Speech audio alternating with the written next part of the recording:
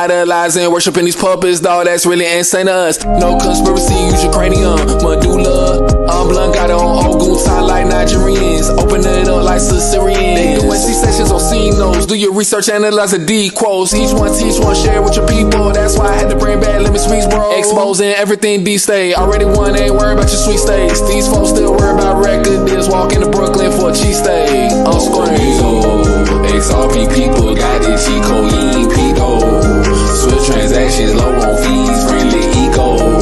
Let me speak on why I gotta teach my people to get like me though. Whoa, Nizo.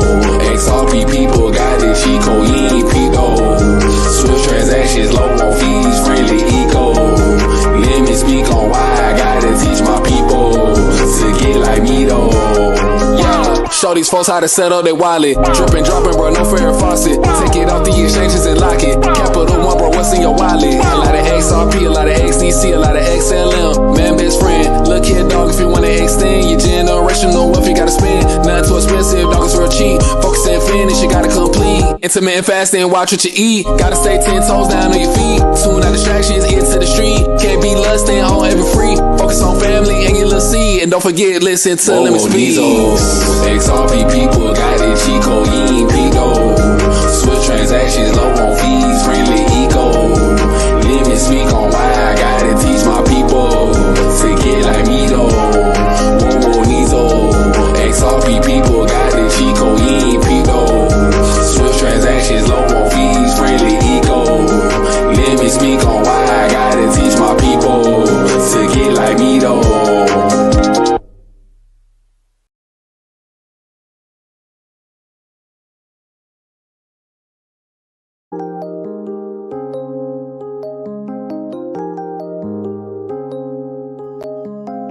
Oh, whoa. Yeah. Yeah. Oh, whoa. Hey. LemiSpeakBroadcast, man. We here. Back with another episode. Shout out to the days XRP in the building early. Put the link out. You know what time it is. Hey. Boy, Lemi. I go by the name Lemi. Yeah. Smash the likes, like, share, subscribe. You already know it's XRP Lemi, not Slimmy. Yeah. Pull up on your kid. Pull up on the kid. We're gonna start it off. We're gonna get into some Zertmon. If you don't know what that is, play the Earn Web3 gaming. Those currency, we not going out like lames. Prince Akeem, I got you, man.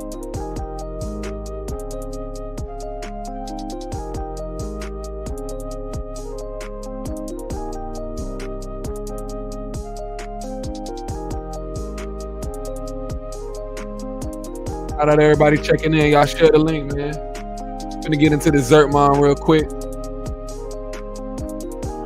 Dave, what's good? I'm about to show you how this cryptocurrency work real quick on this Web3 gaming. Show you how to play and earn. Make the money work for you. You ain't working for the money. You feel me?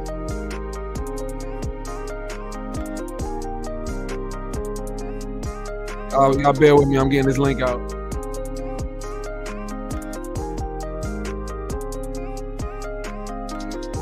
Shout out to everybody who's faithful to the LemiSpeakBroadcast. Shout out to all the haters too, man. I know what to do.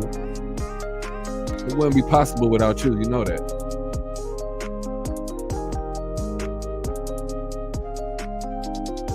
Remember, I told y'all why I'm here.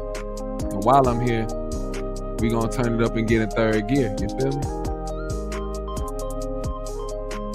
Let me remove this Twitter. Twitter let me down. I'm removing it. I can remove it and add this Facebook on there. Shout out to everybody on my Facebook. Shout out to the XRP Army.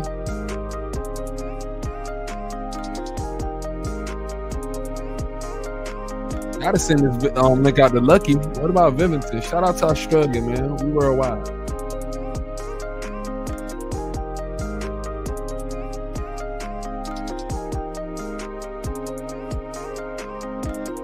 Sir, yes, sir. Let's get into it, man. This one right here. Oh, we got Prince. We got a guest in the building. Hold on. Yo, why going, bro? Word in the street. Word. What's good? You know what's going on. Boom shakalaka. Yeah. That is it. You don't wonder how I go on. You know long me I press the thing and me I see it like me I wonder how I go on. But I'm here. Yo, it's real like that. We got Prince Hakeem in the building, live from Kingston, Jamaica. Unruly in the building. You already know what to do. Yo, I might have to cue up the music. I might have to cue up some of the songs right now, bro. You just did something right there, boy. That is it. Yeah. Hey, you got any music you want to send me? You got anything you want to send me? I got my boy Prince Hakeem, Unruly in the building. Send me some music, bro. We gonna get your music bubbling real quick. Send me anything you want, bro. Where should I send you? Just send it to me on WhatsApp, bro. And talk to me, man. Alright, don't say party. Tell the people who you are, man. Speak to the people on the broadcast. Let them know who you is, where you coming from. You know what's going on with you, bro. What's your name, bro? For those who don't know. Think of Liverpool we are talking about, you know, cause that must stay and check in, you know, cause you know, we need a cup around Anfield, you know. Okay, we can do that. We can do that. Shit. Hey, it's LemiSpeakBroadcast, whatever the people want to speak about, man. Yo, that game was too good to be true. Shout out to Honest Slot. Shout out to Liverpool, Mo Salah. We got Diaz, man. It was just another day in the park, man. You know, R.I.P. to Manchester United. You know what I'm saying? R.I.P. Manchester United. You know what I'm saying? And long live the Reds. You feel me? It ain't Little Red Riding Hood. It's Big Red. It's Big Red over here. You know what I'm saying? What's good, family? Shout out to my people in Jamaica. You already know what's up. Yeah, man, word in the street, man. Prince Hakeem for me and Willie came straight out of Jamaica, Kingston live, eh? Yeah, right. That is it. Yo, Hakeem. So what you got going on with this season? What, you know, it's Reds all day, but you think Manchester City gonna be? You think they're gonna give us a tough draw? What you think about what's going on with everything right now? You know, say currently right now, I'm just say, I think about me. I say, I don't know who going to run second if I'm Man City or Arsenal. No? Yeah, that's what I'm kind of say. I don't know who going to run second if I'm Man City or Arsenal. I'm going to leave it up to the two of them to decide that, but I know about the first spot already. Yeah, man, I'm feel, man. Show foot feet. So Hakeem, this is the 9th episode, and like 9 is like a magic. 9 is like the main number for this show. It's the 9th show we got, and Liverpool. This is gonna be the 9th meeting with Real Madrid. Like Real Madrid, I feel like they're in trouble too. You feel me? You got, so it says Liverpool. Yeah, because we have something to prove to them, that boy. There, we have something to take out back on them, that boy. There. Yeah. So then the boy, from your. Look, check this fact out, bro. That German keeper there. Sell off the Champions League final, man. Yeah, from them the time they have something for square up with Madrid, you know. And then one man he sell out the thing and run go run at Germany to flap himself. Yeah. After you leave Liverpool now you have enemy, you know, brother. I'm continue come straight down, you know. You see what I go on for your Sterling in me.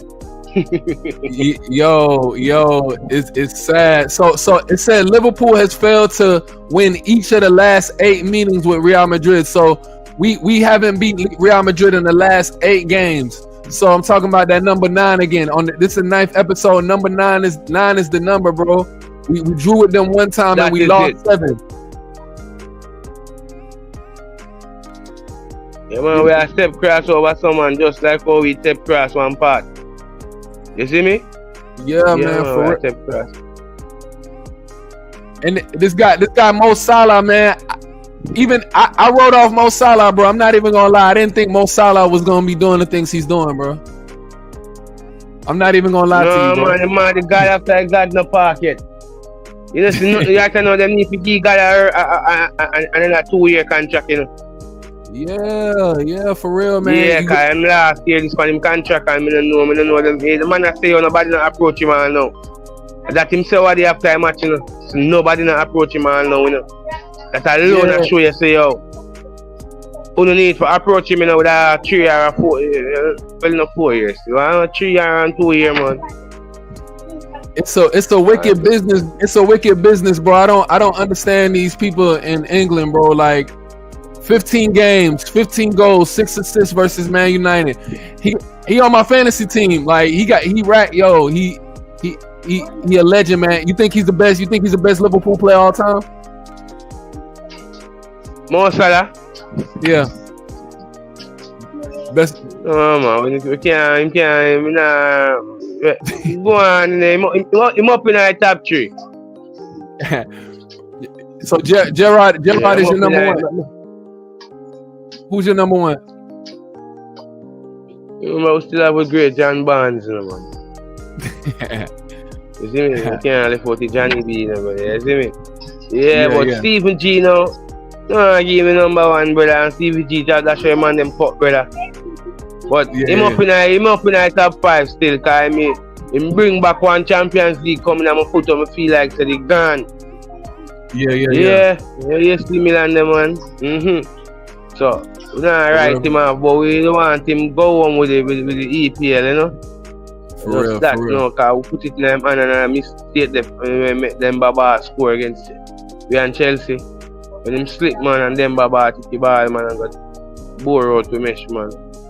Lose against if we just draw that match against Chelsea. A couple of hours one. Even though after that match we are lead 3-0 and still go draw that the match there. Which game you talk? Which game you talk about? Match after Chelsea match, man, when Gerrard slide, man, the match after Chelsea match that I win. Yeah. You went deep. You went deep in the bag. You went deep in the bag right there. Yeah, man. After we lose the Chelsea match, you know, we still lead, you know, by goal difference and all these things, you know. And man, them go Serbs and I lead 3-0. You know, how would I play that match there? I'm not Southampton. No. What year was that? We could pull it up. Same year when Steven Gerrard slide, man, and that's where Cup, man, Suarez them last year, man. Oh, okay. Suarez last year with Liverpool. Remember Brendan Rodgers last year before Clap come. Brendan Rodgers did go for Cup, man, and we have the thing boil up on type of way, man. Steven Gerrard slide. You don't remember? Oh, go on. Oh. Nah. I don't remember that one. I don't remember that one. Like I'm learning. So check this out. It's when I became a Liverpool supporter, bro. With Fernando Torres, I kind of took a break watching soccer, like watching sports for a minute. But Fernando Torres era is when I became Liverpool fan. But like the whole Suarez, Brendan Rodgers era, I kind of cut off sports. I fell back, but I was always like keeping my eye on it, but I wasn't looking. So you know, I'm just listening. I'm just soaking up game right now. I don't remember that one. You know what I'm saying? I'm willing to pull it up so you can show me. You know what I'm saying? Yeah, man. I wish you alright. Clap come give you what? 6 year clap give you? Much year clap give you? Brendan Rodgers last year, man. That's Suarez. Well, we have Suarez storage, man. Yeah. Gun down people, man. Yeah. I remember that. Mm-hmm. Yeah, man. That year, I remember if I 14 or. Nah, I'm gonna pull it up. We about to go in the bag. I got the website. Give me 1 second. Man.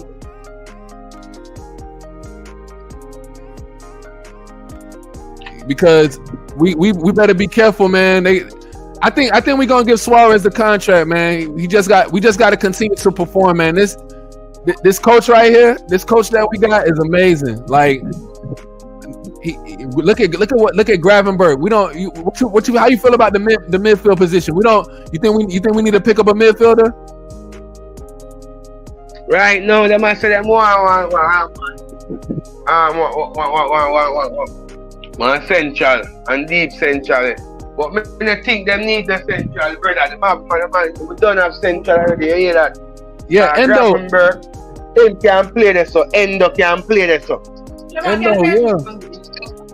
Endo give a good season last year, so I don't know why them a go around Endo, but them want center, but them want central better than Endo in our side. That's what I'm saying. Man falling one type of way where we shot last year. Yeah. For real. Score all one built till I equalize at one at a time. Yeah, for real. Say, yo, Endo, at a match set. Even though I look, you know they call him a Japanese. What they call him? Security. I say a man name in the brother. Yo. Yeah, man, I say a man name brother from all over. Them man they just sit back and stay and go on. Make you go on up top car. I defend them and they defend this thing. Yeah, I'm trying to figure out what he doing with Endo myself, but it's a lot more games to be played. We got a whole We got Champions League to defend. We got the Carabao Cup. We in the FA Cup too. We got a lot of cup, like, so the depth got to be preserved. You feel me? Like, we still got to preserve them people. Buy a little ball over there. Oh yeah, the boy from Italy, right? Chiesa. Yeah. So he the guy who led Italy to the they led Italy to the Euro 2020, but they say injury. They say injury prone. Yeah, what you think? It's a boy, you know we get just a piece of time. Yeah. The league wrap up. But it's a boy we ever into filling up. But if him just me not even say 100%. If him just 40% fit, then dead. You think he gonna come down? You think he gonna come down the left and right hand side, or he gonna be in the middle? All right, them buy for Salah. Okay. Yeah. Him. I want them flary ball that they like Salah. I even more flary. Him run pan defender. Yeah. That's why you know Salah run pan defender. Make defender nervous. And so them man they run pan defender too. Yeah. He just got to stay healthy. And we got him for some good money too. We didn't have to pay that much for him. Yeah. We did try to find for a long time from clapping us. Wait, say it again. We've been at eyes him at all a while from clapping there, you know. Oh, okay. Yeah, in price higher them time there. Yeah, because it's an injury prone ball still in him, ever injury, you know. Yeah, he go 100%. He go 100% when he out there. That's all he know.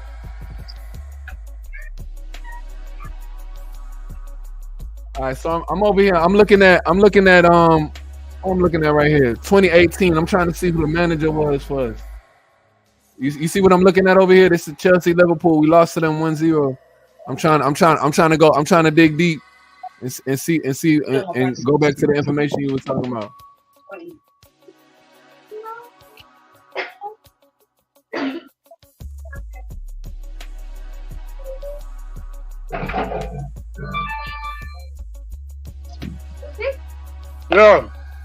Yo. Just type in Gerard Slip. Oh, Gerard Slip. All right, cool. Gerard Slip. It was that he slipped at Anfield. Historical moment that you know. and you want to know what's crazy? I probably seen him slip. Yeah. All right, I'm pulling it up now.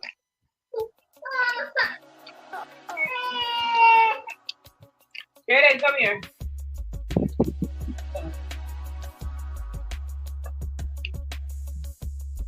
Here you go, right here. That he hit. You see it? Yeah. Oh shit. All right. Punishes of all people, Steven Gerrard. Terrific moment for Chelsea. Liverpool skipper. Liverpool 0. Demba Ba. That's Demba Ba. Demba Ba. So I got. Yeah, I'm glad my friend. I got a friend who's a big Chelsea fan. I'm glad he's not here at the moment. That boy loved Chelsea. Would have been making us feel it just now. That's horrific. Chelsea never win Nah, that bro, I year. didn't. They didn't win that game. The league. A Man City win the league. Man City won the league. Okay. What year was that? Chelsea wasn't even challenging for the title. Them just try to stop we from win. Yeah. Gerrard was looking like Casemiro out there just now. Damn. Casemiro going outside. The whole man, you going outside. Speaking of that. No, but what is you know? Casemiro make a mistake in a normal match. What is 3 points? It's that match there where Gerrard made a mistake there, nah? Yeah. I cup him dasher. Oh, which cup him dash with? The Premier League Cup. The Premier League, yeah. Mm-hmm. Yeah. Yeah. Cause we end up lose that match.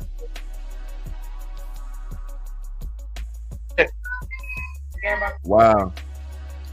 Man City catch up on points through that. And they've been up And ever then the since. next match.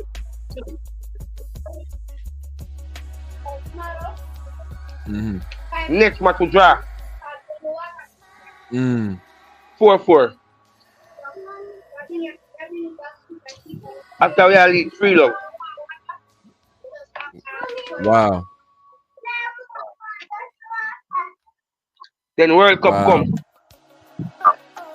Suarez got World Cup. And him buy the man from Italy. And him come score for England. I would just feel the dog come back to England. And him that's something got back to Yo, you a real football historian, bro. I'm amazed by your knowledge. I gotta have you on the show on my boy up here, cause you know your stuff, bro. Yeah, man, the boy Suarez after we hype him up and pick him up in Liverpool. England that. Yeah. World Cup forward and the boy got served. So don't play. Him don't play in around 3 matches in a World Cup. Same intro. Here comes quarter-final knockout stage and now group 16. Run at 16. You know the boy, the other match, the boy comes there. 2 boy live past England. And remember, say, in England, it's a go on now. No, I can't come back to England. Right away, them have to see my contract if you go on at Barcelona. Yeah. Okay. Wow. That part 2 years with Suarez. That's why I only really 208 him like over that 8 cut, you know. Yeah. Mm-hmm. See, I've been not liking Suarez. I've been not liking Suarez before he even came to Liverpool. That's kind of why I wasn't really watching Liverpool like that, because I had a vendetta with him from the Ghana World Cup. You remember that game? You remember when Suarez Uruguay and Ghana? That's when I've been looking at Suarez. That's when I've been looking at Suarez crazy from that day.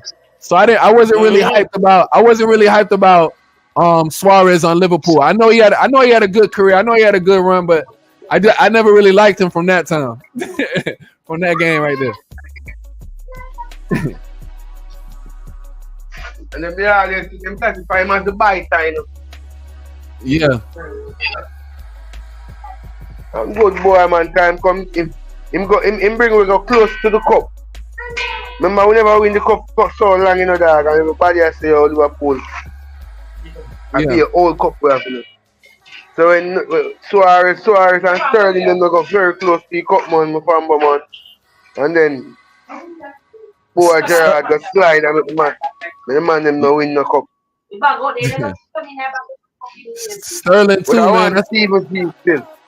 Eh? Yeah. Nah, I said Sterling too. That's another boy who I remember when he played us too. He did us dirty too. He went and he left us and did all of that stuff. But I mean, he went to greener pastures. But now he feeling some karma. Now he feeling the karma. You feel me? Yeah, you know. The karma. I lick him real good, bro. And him alone, Coutinho. Karma lick down Coutinho. Oh yeah, Coutinho, he's done. Coutinho been done from a long time ago. What is it with these players? What is it with these players not like wanting to be with Liverpool? It's like a trend. Like it's like they don't want to stay with us long term. I don't get it. Like what is it the management? Like what's good? We not give a whole heap of money like that. There's a club there.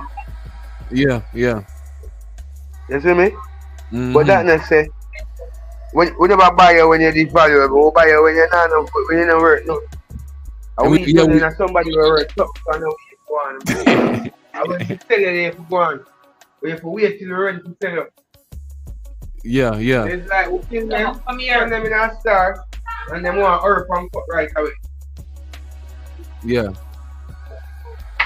I want to see what Diaz gonna do. I want to see what Diaz gonna do because you know that's a real superstar right there. He probably gonna leave, he probably gonna try to leave us next year. I know he gonna do well. I rate Diaz though. Diaz. No man, Diaz not gonna rest early. So you think if Real Madrid come knocking, you don't think Diaz gonna leave?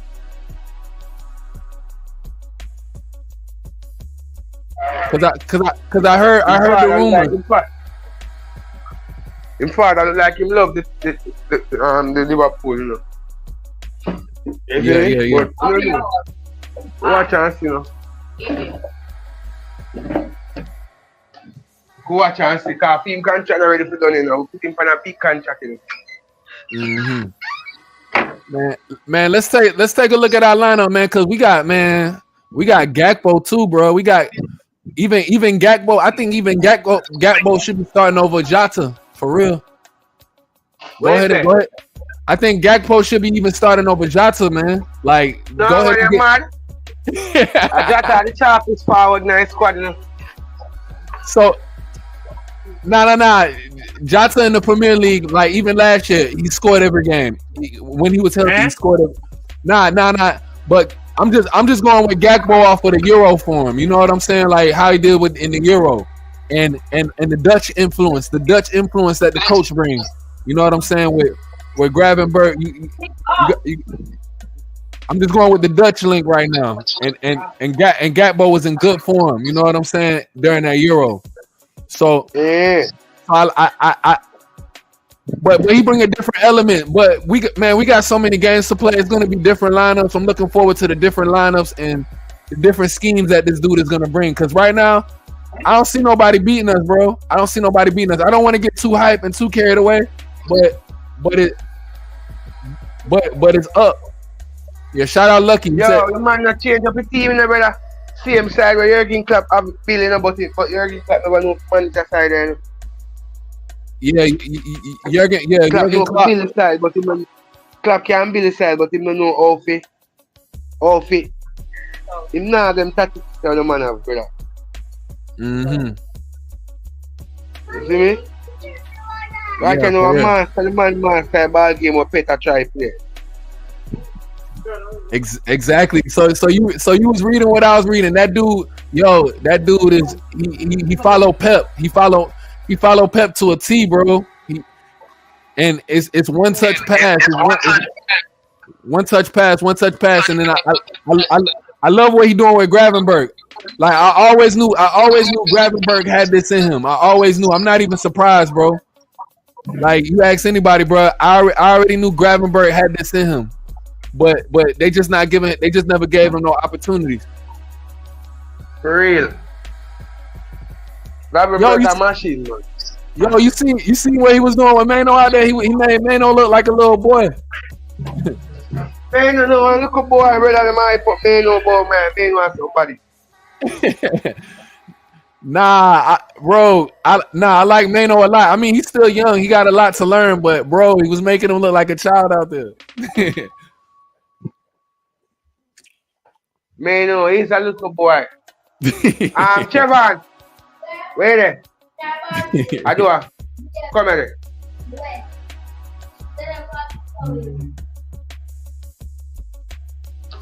Come on,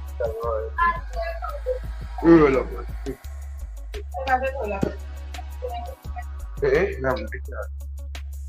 Yeah, man, we should have got an easy 6 goals against Man U. It should have been another 7-0, bro.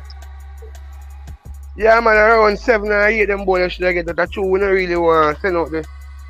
We have one side we don't want to send the one in the league too early. But the man start tight. You know? Yeah. Because the Man City come park bus. You know? We want them feel like the competition. Because the league wrap up, you know, brother. When we see the league wrap up, right now, with this a coach, what me tell you said there, when me see him going with the far, this a league wrap up. Right up. For real. No joke about it. A league wrap up. You know, she said 3 clean sheet the man have already. You know what exactly have 3 clean sheet? I mean, I don't know going to score for England alone. Damn, we still got I forgot we got Joe Gomez. Joe Gomez got a lot to bring. Kwanzaa messed up in the first game, but I feel like, man, our bench is even sick. Elliot. No man, Kwanzaa we got depend on Kwanzaa, man. Cause I forgot play a whole heap, you know. And you see me? In my castle, not the kind of come from the academy. And Jurgen Klopp done put confidence time from last season. Last year in Boston, you know. Yeah. I love Kwanzaa too, but you know he gonna have to cover Konate. Konate gonna need to get his rest, but Konate, that's my boy too. Konate is one of the man. I'm just looking at our depth. I'm just amazed by the depth we got. We got the other boy, man. I want to see the other boy come back though. Dan's. You remember the Carabao Cup? The boy with the afro, the young boy with the afro. He came from the academy, and we put him out on loan, and he missed that header. Yeah, bro. I want Dan's. I think his name is Dan. Yeah, that boy. I want to see that. I want to see him come through and be like a Liverpool legend for real. He got what it takes, bro. He got what it takes. I'm kind of disappointed with the Carvalho move, but Carvalho. I mean, we had to send somebody out. We had to do something. Fabio Carvalho. No, I'm could have gone here, man. I'm good ball, I know, but right now, slap no one, 2. Slap one, you know, gotta go and put 2 different tonight, you know, say, yeah. I know Jurgen Klopp error, you know, my error now. For real. Lucky man never change up your whole side, brother. You see man come and work with the same side. We clap it out. He goes to work with a different statistic. That same side the man I use, brother. Yeah. Exactly. And that's the most impressive thing. So I was seeing something on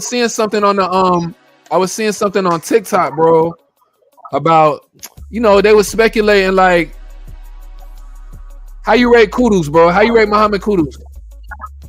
Who? Kudus for West Ham. Kudus from where? West Ham United. On to him.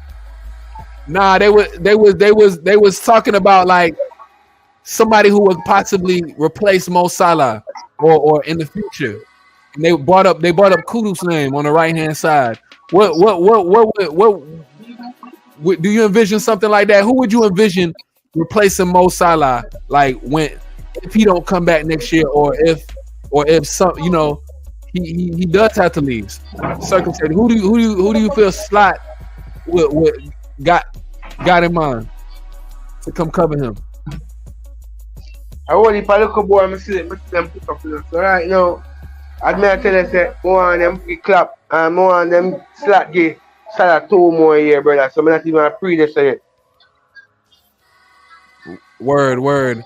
Yeah, because Salah, he like Kobe right now, man. He need that 2 year. He need that 2 year extension that Kobe Bryant got. Cause at this point, he done paid his dues. He got us a cup. He got us some trophies. Now you gotta send them off. Man, I get Alan running up. Nah, for real. Yo, Haaland need to sit down, man. Haaland pissing me off, man. We gotta sit these people down, bro. I'm telling you. You got to. Every time somebody call Alan name to me, me vex with Darwin Nunes. Look for more, Man, yo, you saying everything right. Yo, Darwin Nunez, man. He's disappointed. I was surprised that Slot didn't even get rid of him. Cause I already know that's not Slot's type of player. I know Slot don't. That's not his type of player, bro. Because it's more of a joke to Darwin. Yeah, it's more of a joke to him. Well, I get Darwin one more chance. Yeah, for real. Because they came in at the same time. Darwin come in when Alan moved to. Exactly, they came in at the same time, bro. And this dude and Haaland. Facts. Cause the two of them that score be a goal now. Nah, but you remember Darwin got the red card the first game. Darwin got the red card first game, bro. Yeah. The boy from Fulham or some shit like that. Somebody was bothering him and he pushed him and they gave Darwin a red card, so he missed the first game. He missed the first game off. Buck him. Yeah. They buck him.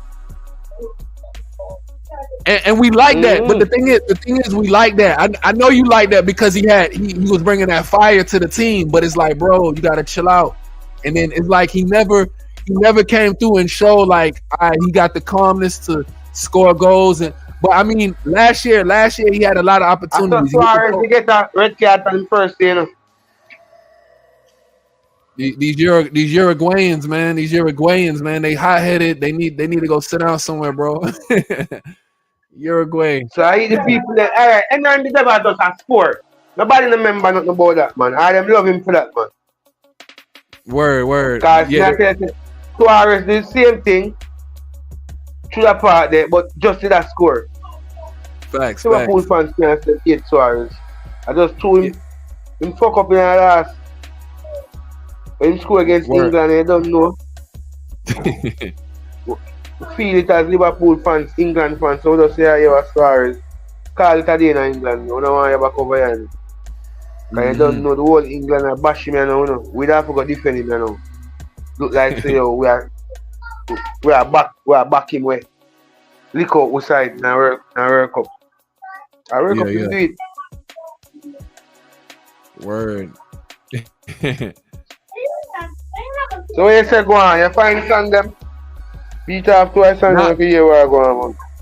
So the songs is on this. It's on this hard drive, but I would have to unplug something. So I gotta do it after the show. Matter of fact, give me 1 second. Let me see if I could try to find it right now. Give me 1 second.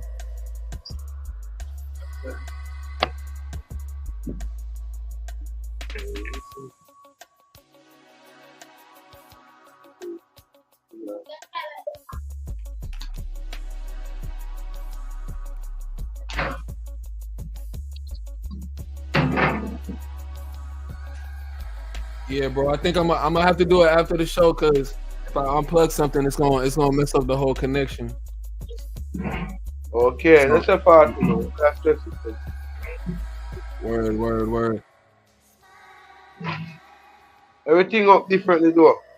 Man, everything is good, bro. Like, yo, I'm into the cryptocurrency real hard, man. I've been making so ever since me and you really haven't spoke. I've been doing a lot of music about cryptocurrency. So I made I made a name for myself off the cryptocurrency with my music. So it's and I made this show. I made this show to like talk about things we're talking about now, but at the same time, I want to introduce people to where the money's going. The money's going digital. You feel what I'm saying? So I'm trying to put all my people on to just where payments are going, where the money's going, and how we need to be ahead if we want to if we want to be if we want to have that generational wealth that we all aspire for. You know what I'm saying? Not be working again, yo. So like I even appreciate you coming through because this is what the show is all about. Like talking about things that we like, but then getting to the end goal, which is like that can make us wealthy and feed our families, which is the cryptocurrency. Because that you've been hearing about Bitcoin and all of that stuff, right? Say it here. Yeah. When they hear sure, tell for drink. Mm-hmm. You've been hearing about those things, right? Like the crypto and digital assets and all of that. You been hearing about that? Huh? Well, Cryptocurrency. yeah. Yeah, man. That's gonna be the future of money, bro. Oh yeah, let me show you this right here. Let me show you this platform for artists. For artists right here. I'm gonna show you right here. Like you can basically, if people listen to your songs, you can get paid in crypto. You don't got to go through Apple Music. You don't got to go through Spotify. You got Web3 applications. Like if people listen to your music, it goes straight to your wallet. Let me show you something real quick.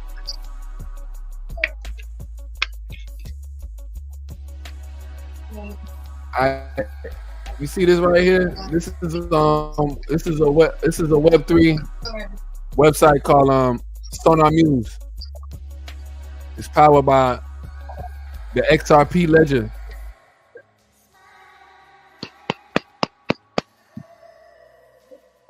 Hold on. What this thing is?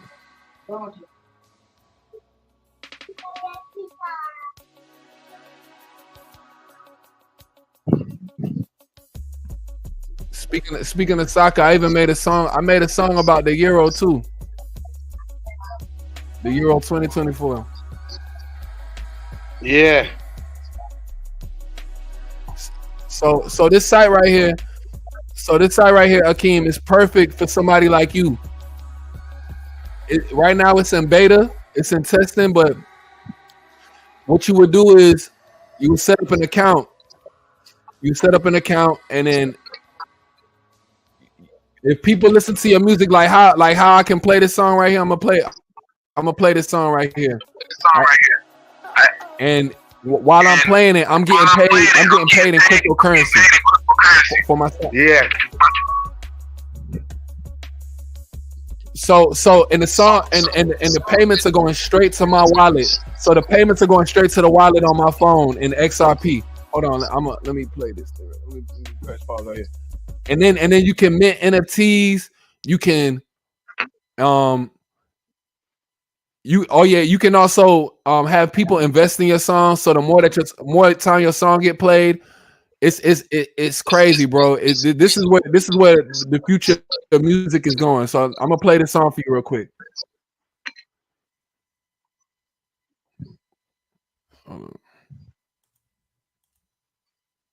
Let's see if it want to play.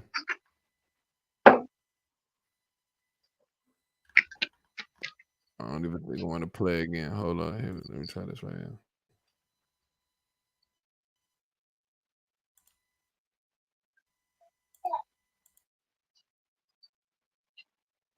Wangali.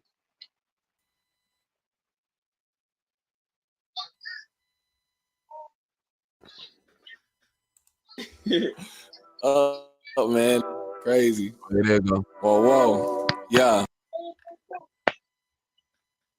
There you go.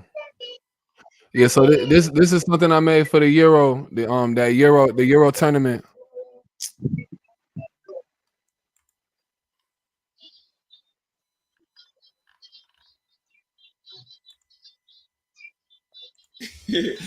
Oh man, crazy.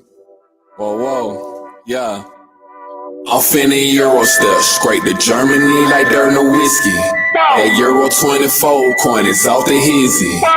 Pure euphoria, no Kendrick, no Drizzy. They not like us when it comes to these songs. Whoa, it's Lemi. I'm finna Euro step straight to Germany like there no whiskey. That Euro 2024 coin is off the hizzy. Pure euphoria, no Kendrick, no Drizzy. Lower level put me on, whoa, it's Lemi. And Bobby Bellingham Ronaldo, let me speak on it like Geraldo. Was already on the agenda. Lower level man, he was bent up to the DM dog, so he set up. Skeptical about it cause it's Eve. 4 zeros behind the decimal, I knew that it'll be a tree. Henry Kane said Kyle Walker's faster than Mbappe. That's like saying Ethereum's faster than XR Poppy. Just go on Uniswap it and buy it when it's cheap. Been talking about buying dips all week cause of Zach and Screed. Bring extras for gas fees, it's like the US tax. Make sure you cash out at the right time, no one got your bag. Blackout like Lukaku and Doku. Belgium, the dog horse sitting so cool. Van Dijk grabbing Bert Liverpool pool. The host is Germany, back forward with Rudiger. Don't know what to do with their predictions. Not betting, not hoping, no wishing. Euro 24 talking the mission. I'm finna Euro step straight to Germany like there no whiskey. That Euro 24 coin is off the hizzy. Pure euphoria, no Kendrick, no Drizzy. They not like us when it comes to these songs. Whoa, it's Lemi. I'm finna Euro step straight to Germany like there no whiskey. That Euro 2024 coin is off the hizzy. No Drizzy. Lower level put me on, whoa, it's Lemi. Lower level say he got Croatian Luka Modric. Talk about on Lemi speaks like more Pavic. Pre-game analysis, post-game, yeah, you copy. And watch that Euro coin take off like a rocket, leaving no man out like Marcus Rashford. And Jack Grealish from a win don't get burned. Ukraine got Chelsea's Mudryk. A lot of teams are like, who this? But I won't even be surprised. Just watch the games and catch a vibe. Trent Alexander-Arnold number is for midfield. England might bring it home, dog. This team can get real. Kobe Manu 19, young Ghanaian offspring. Will this be better than AFCON? Let's see what this might bring. Spain and Italy, you gotta be kidding me. Underdogs are superstars. Let's see who real, let's see who fraud. Let's see who leaping out the group of death like Pepe the Frog. Euro 2024, coin to the moon and to the stars. I'm finna Euro step straight to Germany like there no whiskey. That Euro 24 coin is off the hizzy. Pure euphoria, no Kendrick, no.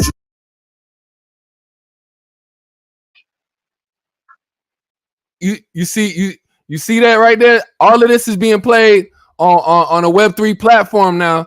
So because I'm playing that music right there, I'm getting paid. I'm paying myself. So this website is called Sonar Muse. I know the people personally who built this website. They from South Africa. There's some brothers from South Africa, bro.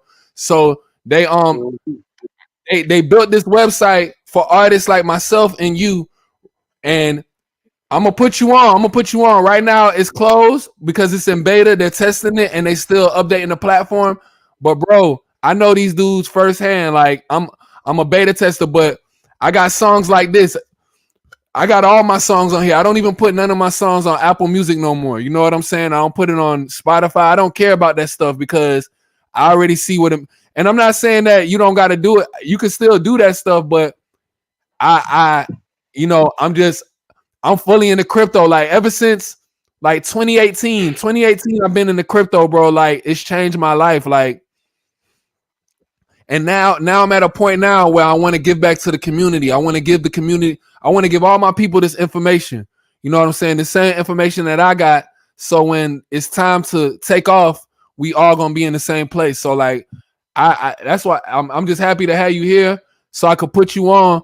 And then, even when the show is done, and that's why it's time for me and you to just bring back all of those songs that we did and we can put them over here into the Web3 And it's ways that we could put videos on here too, but it's not showing my video for some reason. But I just wanted to show you, like, I got all my music on here, bro, and I want you to make the investment too. Like, I'll show you how to do it. We'll have shows on here where we'll be walking people through how to transact and buy it. You know what I'm saying? Buy the cryptocurrency and put it in your wallet. But bro, this is a serious thing, bro. This cryptocurrency shit is serious, bro. Like, you know, a lot of people not listening. A lot of people is distracted by what's going on, but bro, it's a serious thing, bro, for real.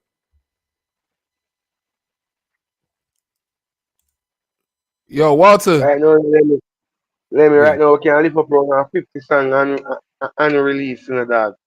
When we own in the dog, one type of way. You see me? Producer now go knock then more go on. You see me?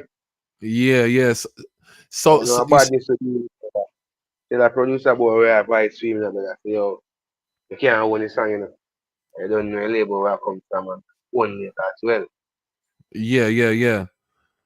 Yo, so my Chelsea guy is here, man. Now we about to get into the nitty gritty. My Chelsea guy just came. This is my boy Walter.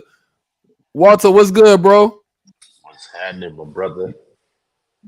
Ain't nothing, man. We in here just chopping it up. We talking crypto and we talking shit. I got my Liverpool brother Prince Hakeem. He live from Jamaica. He in Kingston right now, kicking it. We just chopping it up. You know what I'm saying? That's cool. You already know the vibe. Blessings, brother. Everything good with you though? Walter? Everything is everything, man. Just one of those days, man. I already know, man. It's gonna get better, though, man. I appreciate you. I see you got your Falcon shirt on. You know, down to the 2024-25 season. Yeah. ATL. You already know. Let's get it. Stand up. Oh man. It's gonna be one of them things, man. It's gonna be one of them joints. Well, since the first thing I heard out of your mouth today was Liverpool, let's talk about them, man. Let's talk about how this team is playing like a well-oiled now. You know, Slot just came in and just, I mean, they're. I mean, I watched that game. You know. Oh yeah, the whole world was watching. What got me was what Mo Salah had to say after the game, though. That was more intriguing for me than the game itself. I mean, you heard what he had to say after the game, right? You heard that, right? Of course. He said this might be my last game at Old Trafford. He said this is my last game at Old Trafford. Yeah, so I'm thinking to myself, I'm like, I mean, do you need to call your people and you need to tell them they need to lock this dude down for another season or another few seasons? Because people tripping, you know.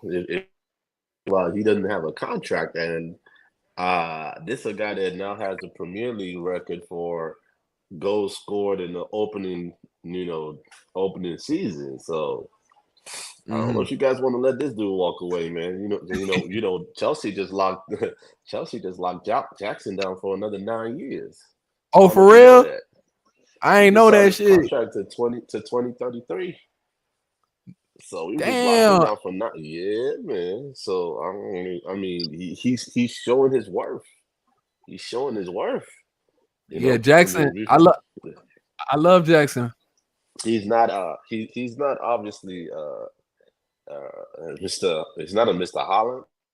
Don't give you like, what is it, 6 goals in 30 games or whatever it is Holland has.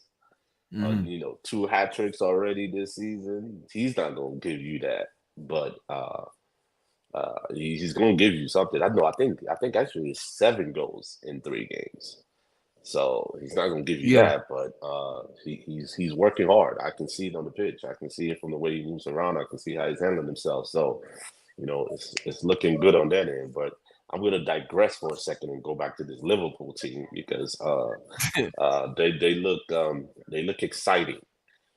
They look exciting. And defense is playing well. I mean, this dude came in and Endo, he's playing Gravenbach, and Gravenbach is connecting the dots between the defense and the midfield and the front 3. So having Jota as your starting number 9 instead of playing Nunez, that's working out too, because that's creating openings for Mr. Diaz on the left, and Diaz ain't no joke with that speed. So I mean, and then you've got Robertson and my boy,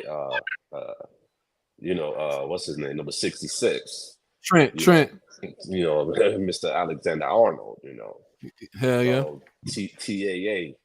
It's Word in the Arnold, street. TAA Cref.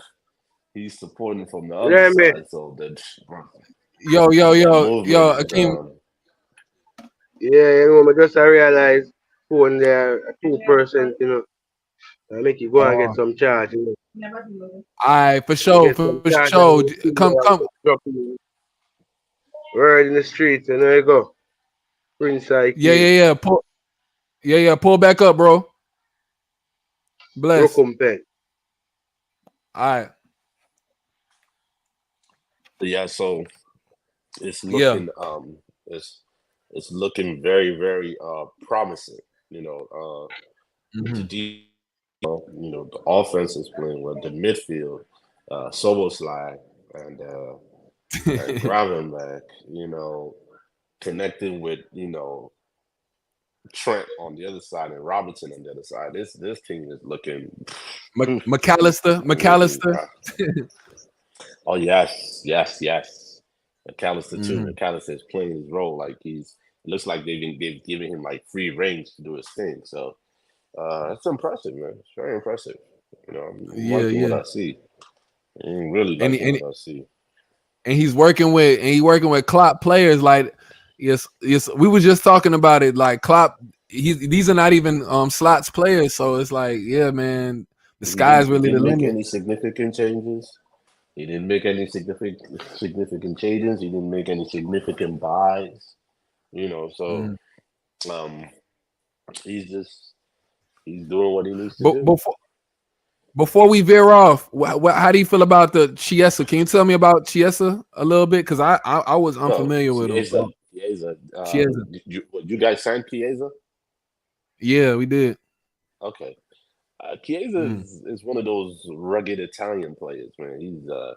He's tough. He's rugged. I didn't even know that you guys signed him. I thought he was still trying to figure out his move somewhere in Italy. Did you guys pick up Juventus? Yeah. So we picked him up like 2 days before the window closed, 2 or 3 days, and we got him for the low. We got him for the low, like 13 million pounds. 1 year, I think 1 year. Okay. So I heard he was injury prone. I watched some of his video, so I could see that he was a pillar for the Euro 2020 championship. So it looked like it looked like he plays. He plays real hard. He goes extremely hard, and that's what led to his injuries. Yeah, he goes hard. I mean, he's like I said, he's one of those rugged Italian players. He's a tough guy. I think he's a good pick. I think he's a great pickup. He just needs to stay healthy. And with the squad that you guys have, man, I mean, I'm watching the way you guys played that game. I mean, Man U looked like in so much disarray. Don't get it twisted now. Man U was moving the ball, but they couldn't do shit in the final third. The final third, they couldn't do shit. They played. The midfield was in disarray too because old man Casemiro. Casemiro, he's showing his age. Man, we was talking about it too. Mano showed his age too. He showed his youngness in that one. But Gravenberg is young. Gravenberg was showing him up, bro. Yeah, but he, as a youngin, you gonna have that type of game. Mano's still that dude though. Of course. Mano's still that dude because I was watching him play, right? Because whenever I watch Man U play, I watch Mano play, and like he behaves like an older player on the field. Like he's giving directions to his guys. He's like, look, you pass the ball, you come from here, you come from there. And I'm watching this kid. I'm like, are you really, 16, 17? I'm looking at this kid and Mm. like his level of maturity, the way he moves the ball, he's almost like a. And I'm gonna say this: watch out! Like he's gonna be compared to like Xavi, Iniesta type deal when he's all said and done with his career. Like Yeah, he's gonna be the reason that Man U come back to where Man U used to be. facts, I I, facts. I um, agree. I wouldn't give up on Man U too because Man U looks like they're working on some things. They just need to. One thing, I mean, and that's why I'm surprised they let Jordan Sancho go because Mm. Mr. Rashford is not playing well. You know, Mm-hmm. Mr. Yeah. Rashford's not playing well. They're missing Hoyland through injury. I would have Mm. kept Sancho on the right as a starter, They bought played in Ugarte. Camacho on the left. I'm sorry. They bought in the Argentinian, but he didn't play. Ugarte. Oh, yeah. Well, Gate is in the midfield. Okay, okay. Gate is like a defensive midfielder. He's another. He's going to be the one starting in place of Casemiro. Casemiro. Mm. Yeah, yeah. He's going to be a better option than Casemiro. And so they brought him in. So they're still trying to Mm. figure that part out. Once they figure that part out, I mean, I think because once he's able to play, then they'll be okay in the Mm. midfield. Yeah. But so me personally, I would have kept and of course we had Anthony who come off the bench. I would have Right. brought I would have still brought what's his name off the bench eventually Rashford, but the problem is they're paying Rashford too much money, Mm. so they cannot afford to keep him off the bench. And Rashford, as soon as he got paid, he decided not to play anymore. So um, yeah, that team is suffering, but the ownership is backing up. They're backing up Ten Hag though. They backing him Ten up. They're Hag. saying Then Ten yeah, Hag is the man. yeah. Yeah. Hmm. I think man, you got a promising future too. I think they got a promising future, but I think we kind of expected this game to be. I mean, nobody didn't know that's what slot is capable of, and that's what we're trying to see as the competition gets tougher and fiercer. It's a new challenge every time for slot, like to see what Liverpool gonna come with. These are nice players, this and that, but he's debunking everything. He's smashing everything. He's killing it right now, and I know, and that has us at the top, and it has us to be a favorite. It has us to be like people are talking about Man City. Some people are comfortable saying Man City is going to be number 2 right now. But I don't want to jump the gun. I don't want to jump the gun. I love the way we're playing. I love the way we're moving the ball. And remember what I was saying. The slot he loves Pep. He that's who he molds his style off of. So what best way to bring somebody in that knows you so well? You know what I'm saying? And don't Slot look like Bane off of Batman? I feel like Slot look like Bane off of Batman. He gonna kill everybody we see. You put that mask on this motherfucker. So Ten Hag and Slot been going. They've been going at it for a long time through their careers because they both came from the Dutch league. So Yeah, I peeped they've that. gone I peeped that. through the years. So this is a competition for the both of them to this is another platform outside of the Eredivisie, which is Yeah. the Dutch league. So Mhm. this is like I think they said this was like the 14th meeting the two of them have had or whatever, something like that. But And it's so actually close. The records are actually close, surprisingly, but Slot went crazy on this man. yes, It could have been 6-0. It could have been 7-0. it could have been a lot Yeah, more. yeah. So I want It to could have been worse. transition.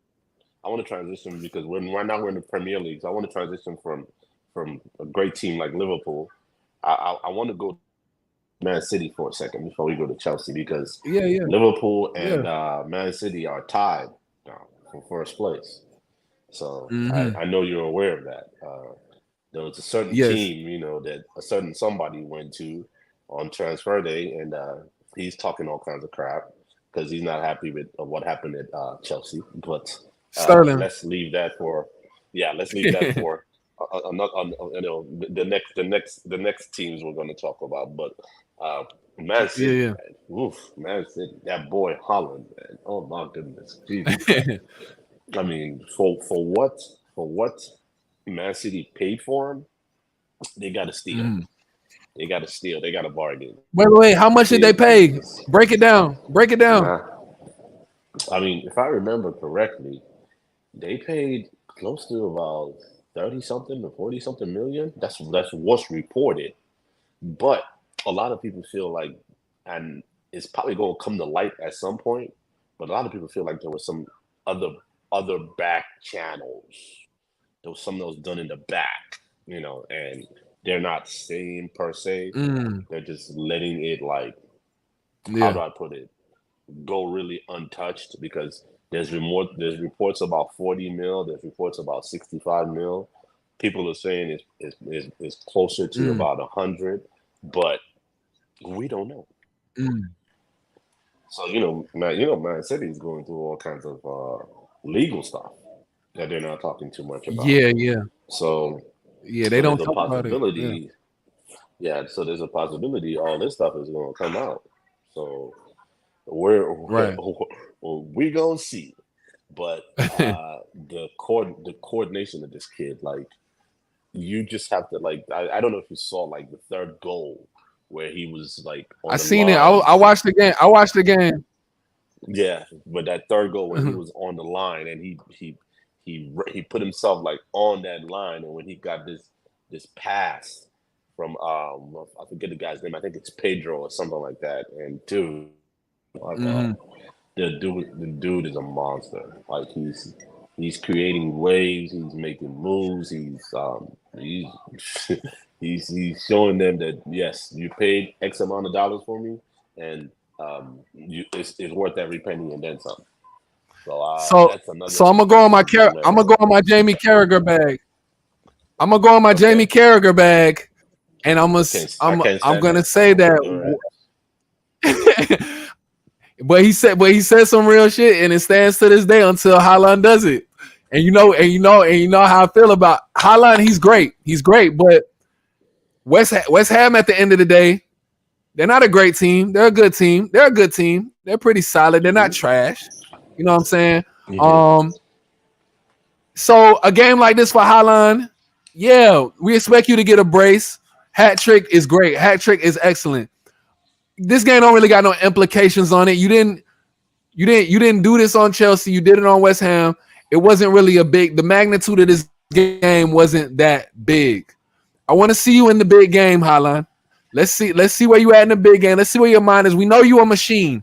We know that you was built. You're not human. We know you was probably. It's a likelihood that you was built somewhere in a lab like Frankenstein or some shit like that. We know that. we know Pep put all the tools around you to be great, but that big game, I want to see it. That Liverpool game, I want to see it. Let's see you score. Let's see you get a goal against Liverpool. Arsenal, I want to see that. Let's see what you can do against Arsenal.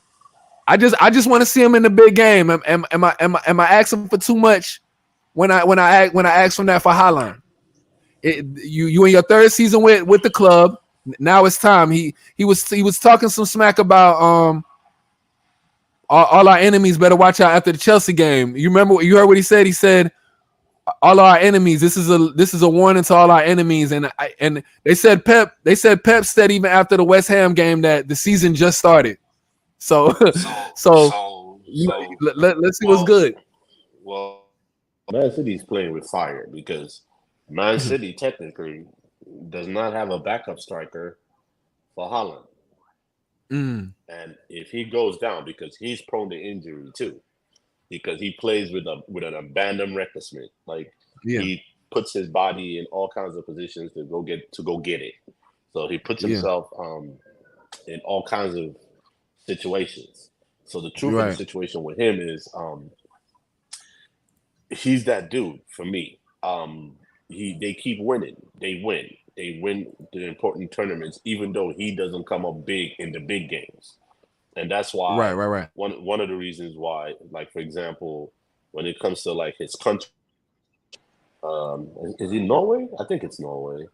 Yeah. Norway. Yeah, it's Norway. Yeah, it's right there on the screen.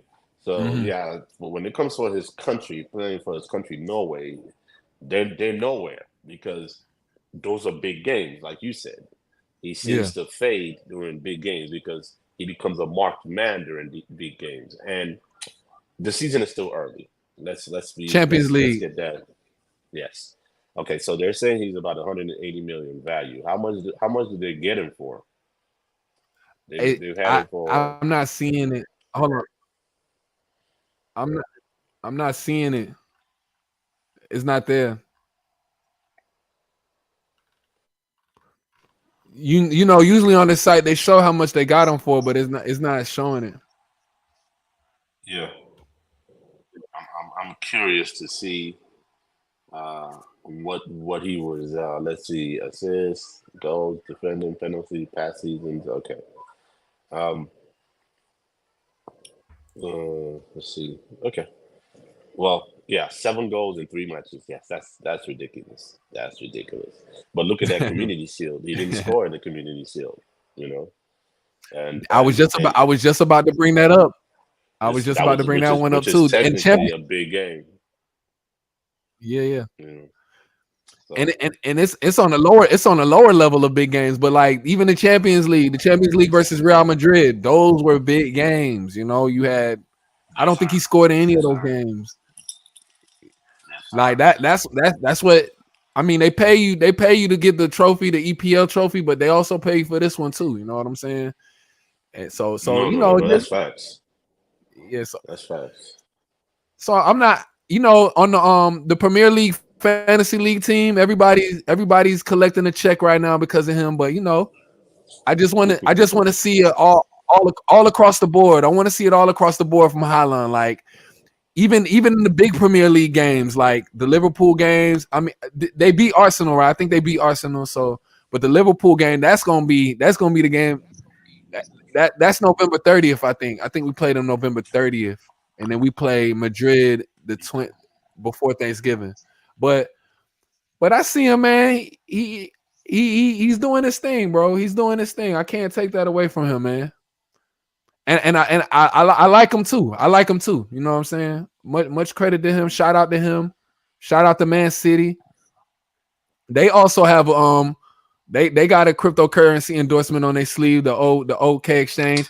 And I know we haven't spoke on Chelsea, but that Bing X that Chelsea's wearing, I just found out yesterday that that's a cryptocurrency exchange that Chelsea's rocking on it. So I'm about to get that shirt. You gonna see me rocking that shirt soon. I'm about to get Okay. that. Okay. Anything that's linked with that crypto, it's gonna look like I'm a fan of that team. Okay. Okay. Yeah. So let's transition from Man City. Let's veer Let's off. let's uh let's let's go to Arsenal. So Mhm. Arsenal they're showing some weakness in their armor, man. They're showing some weakness, you know. Mm, Like mm. I mean who did they play? They play like Leicester City or Talk to somebody me. like that? You know, I'm trying to figure out who Nah, was it that Brighton, they played. Brighton. Yeah, It was Brighton. yeah, it was Brighton. Yes, it was supposed to clash. You know, that was supposed to be a big clash, and it was a good game, but Yeah. it came down to some dumbass mistakes because What'd you think about the red card? What'd you think about the red card? you know he deserved it. You know he deserved Ooh, it. You know, they like go. Hold on. Lucky begs to differ. Lucky is an you know, Arsenal supporter. That's my boy from Australia. I mean, they deserved it. You know, I mean, red card or no red card. I mean, Brighton was controlling that game. Brighton had 64% of the ball. You know, they had 64% of the ball. They had 20. You know, I mean, like, I mean, the stats speak for themselves. You know, so Hold on. I'm pulling it up. I'm pulling it up because I didn't get to give that game my undivided attention. but I was watching it, but I didn't get to give it my undivided attention. And Same here. Same here. I mean, I was watching it too, but it didn't get my undivided attention. I'm still surprised at how it ended, because I thought maybe the heavyweights was going to pull through. But what I want to point out, right, amongst all these games that have been played, is that Liverpool has still yet to concede a goal. Let's put that in our pipes and smoke it. So even though they scored less goals than Man City, and I think that's what put Man City above them. But when it comes to like the goal differential, they are ahead because they have 0 goals conceded. Man City has 2 goals conceded, so that's why they both have like an even. They have an even points. They're even in goal differential. So if you want to base it on that, I mean, Man City gets the edge because they have 9 goals, but because they scored more goals, But at the end of the day, it should be the other way around. The rules and whatever, it should be in the other way around. Yeah. And then Brighton and Arsenal, they're tied too, and that's because Brighton has scored more goals, and that's why Brighton is on top of them. And it's shaping up to be a very interesting season at the top. It looks like Newcastle don't woke up. Aston Villa, Brentford, they're still playing around. Chelsea. Ooh, what you think about Watkins?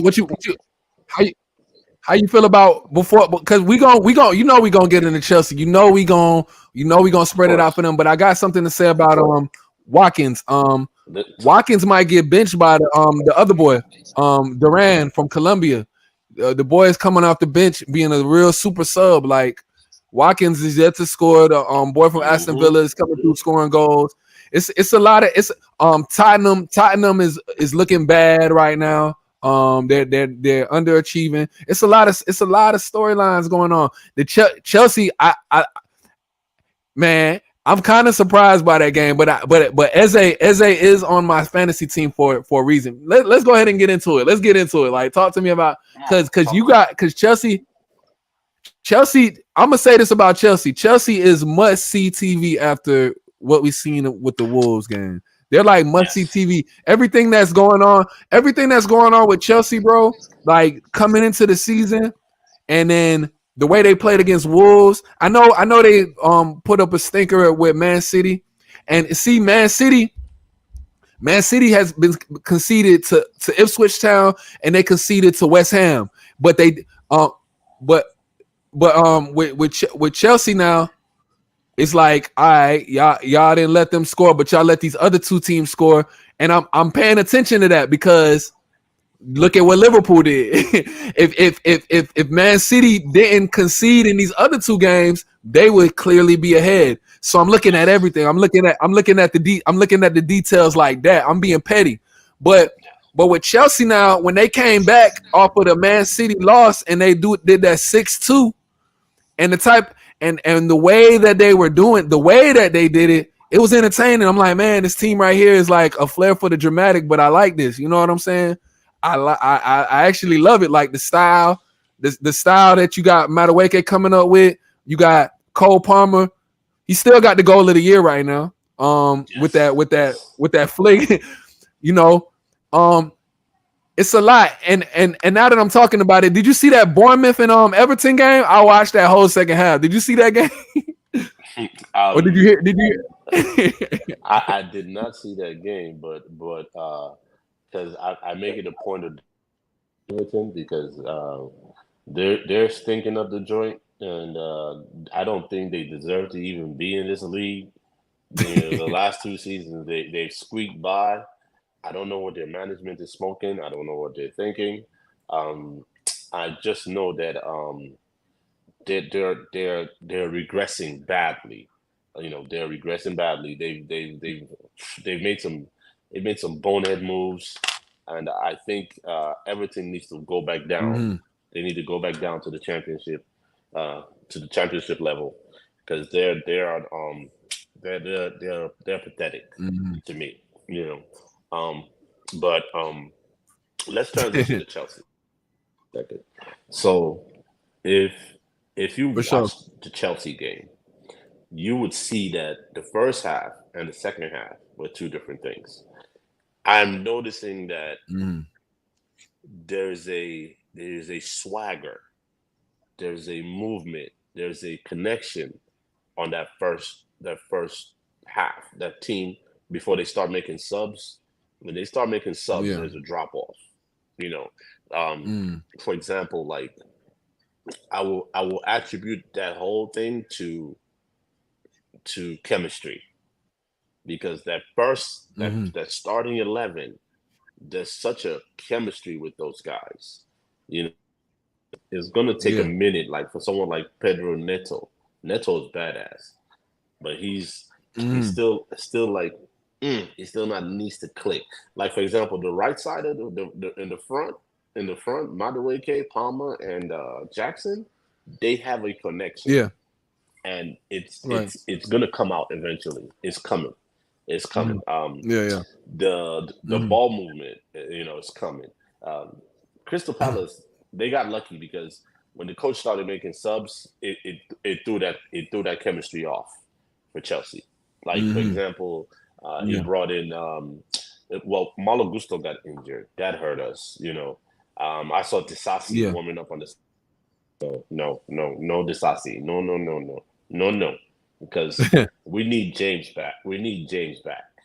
Yeah. Yeah. You do. You do. Big time.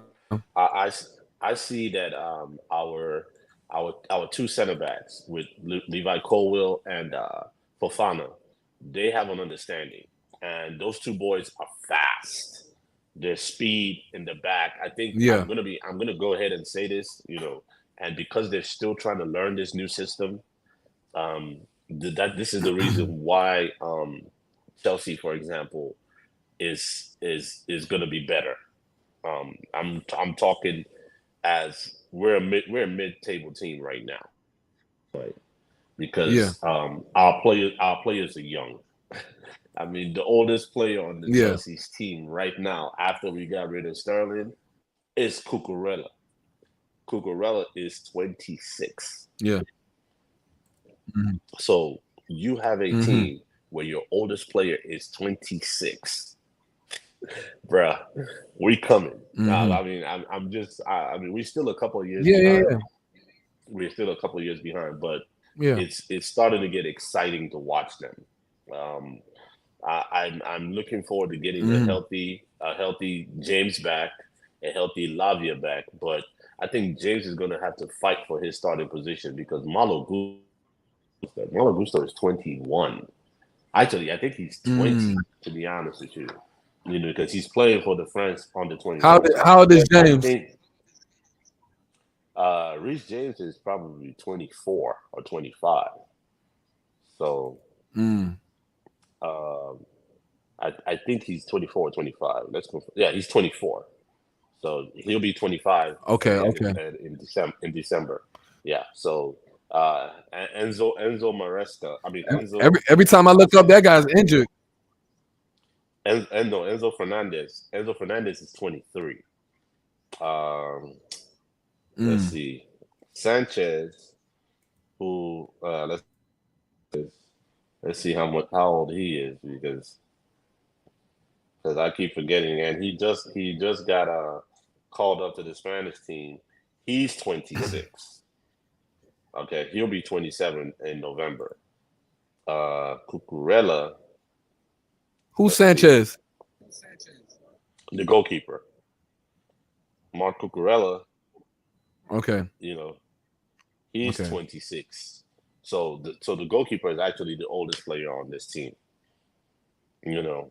See, Pedro Neto. He's 24. João Felix. João Felix is 24. Dude, Cole Palmer. 22? Is 23. 22. Yeah. Madueke. Madueke should be 21. But bro, I told you that. I told you that though. I told you that though from when y'all lost the Carabao Cup. I was like, yo, I knew this was coming. I knew this was coming. Like Malo Gusto is 21. Yeah. Bro, 21. This yes. Nico Jackson. Nicholas Jackson. Hold on, let me see. 21 or 22. Yeah, they're lying about his age, bro. I ain't even gonna lie. He's 23. You know. Oh, he's 23. To me, he's at least 27. I ain't even gonna lie. You know. Let that man be young, bro. I'm what's this Caicedo? Caicedo's 23. 22. Woo. 22. Oh my God. Dude, Oh my God. This team. Think about this team, dog. Think about this team and but the development that's happening. You know, Modric, Mikhailo Modric, if he can get his shit together, he's 23. I mean, this striker we got, Gui. Let's see.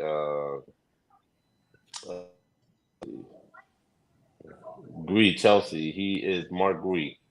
Mark Gui is how old is Mark Gui? Mark Gui is 18. That's the backup striker. He's 18. For real? Okay? Yes, I didn't even realize that. He's 18. I was thinking 19, 20. He's 18. Nkuku. Christopher Nkuku. Nkuku's 26, but he'll be 27. So, dude, our players are young. They're young players. You know, the possibility, the growth of this team is, you know, it's exciting. We don't have anybody. I mean, it's amazing. Birthdays that are coming up where all these guys are going to be turning 27 within the next few months. We don't have anybody that's above 28 years old on our team. There's nobody above 28 years old on this team. So I see. I've been wondering what direction the ownership has been going. I'm starting to see it. And picking up Jadon Sancho, that's a good move, because with Jadon Sancho now on the team, he's 24. We're gonna integrate him into this team slowly, and like all these conference league matches that we have, we're gonna start him off there. He's gonna get starts in those matches, right? You know, and then our boy Madueke is going to be the starter, and then he's going to back him up like in the bigger matches, in the Premier League matches. So, you know, dude, it's going to be exciting. It's going to be exciting. We're going to need some time to gel. It is promising. Promising. I need but Madueke, I need him to be consistent. You know. Yeah. Yeah, for real. He got called up to the English squad, right? Yeah, I got it right here. Yeah. So he's gotten his first call up to the senior level, and them on the senior level is used to be his coach on the 21 level. Oh, that's who the coach is? Yes. And this is what I'm saying about I make this point all the time about soccer, but people just kind of brush me off. And the point I'm always trying to make with soccer is it's not an old man's game. It's a young man's game. So what's happening is, if you're paying attention, is like the coaches that coach these guys when they were younger, when they get to that age where they transition to the older team, these coaches are moving from the ranks of the younger coaching staff to the ranks of coaching the big team. So even though this coach, you know, which, like I told you before, I'd like Jurgen Klopp to be the guy to take over that job. But Klopp, like I said, I didn't even know it, but Klopp told him, like, look, bro, I'm taking some time off. And not only did he turn down England, he turned down the US too. So this year is 2025 is a transition year, because I don't think there's any major tournaments coming up except for that Nations League stuff they have going. So So he's taking the time. He's taking the time to figure himself out, and I'm saying good for him. But I see him being. I think Clark's going to end up with the England job. I see it. He's going to take the year off. You know, come June, July next year, he's going to end up probably taking the job to coach England. Or, Okay. and, you know, let me play devil's advocate. Maybe he takes the Germany job. Yeah. I can see that. I can see that one happening. I can see that too. Yeah. And the reason why, because that's where he's from. I don't think he got no obligation to England like that. Well, the thing about it is he's been in England so long, so his family probably lives in England. His kids go to school in England. You know, the wife, whatever. I don't know what his relationship status is, but Germany. Yeah. Because for him, he wanted to relax, and taking a national team coaching position for England or Germany would be relaxing for him because he would be home either way. In England, it's probably his kids, family, they live there. They've been living there for years, so comfortable for them. Germany is home. If he has to, he'll move back home. If he's not already back home, but I still think he's in England. You know, the U.S. job, for example, for him, I think it's a little far-fetched.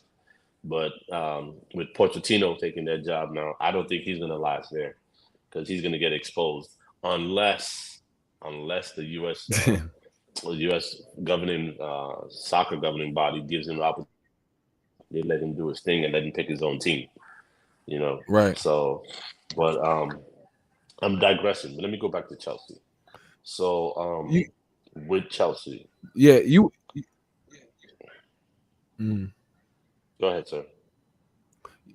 No. I was saying you were saying something about Saka's age and Madueke's age, but they both 22. So I was just trying to figure out what you were saying right there. No, I didn't say anything about Saka. You know, I was just saying that. You saying soccer? Okay, I thought you were saying soccer. Okay. No. No, I got nothing against that boy. Saka's another beast, and they play the same position. So, you know, it's No. I misheard what you said. You said soccer. You were saying it sounded like you said soccer's name. It was soccer that you missaid. All right, my bad. Yeah, got you. So, yeah, do your thing though. Go ahead. So, so like I was saying, it's interesting. It's interesting. It's going to be interesting to see. It's gonna be interesting to see how they integrate the whole situation and how it plays itself out. But you know, I personally think that that the England squad is gonna be another team to beat. You know, another team to beat. You know. Oh yeah. Now that they got that jackass out of here. Now that they got that jackass up out of there, that what's his name? Southgate. Oh my God, he set them back. He set them back like the slaves, boy. I think the best move Chelsea has made this offseason was, to me personally, there are two moves they made this offseason that this one. This is number one, but we're still paying part of his salary, and the rumor has it that what's it called? Arsenal is paying $100K and we're paying $225. I don't think that's right because he did take a pay cut to go here. The problem is he still has I think 2 or 3 years left on his contract. So if I were him, I would use this opportunity to go shine in Arsenal as best as I could. But I'm going to make this prediction here, and you heard it here first. He has probably realized that he is not going to be able to crack it into the English squad anymore, because this is a whole year that's gone by, and he has not been selected, not even by this new coach. So because he has not shown anything.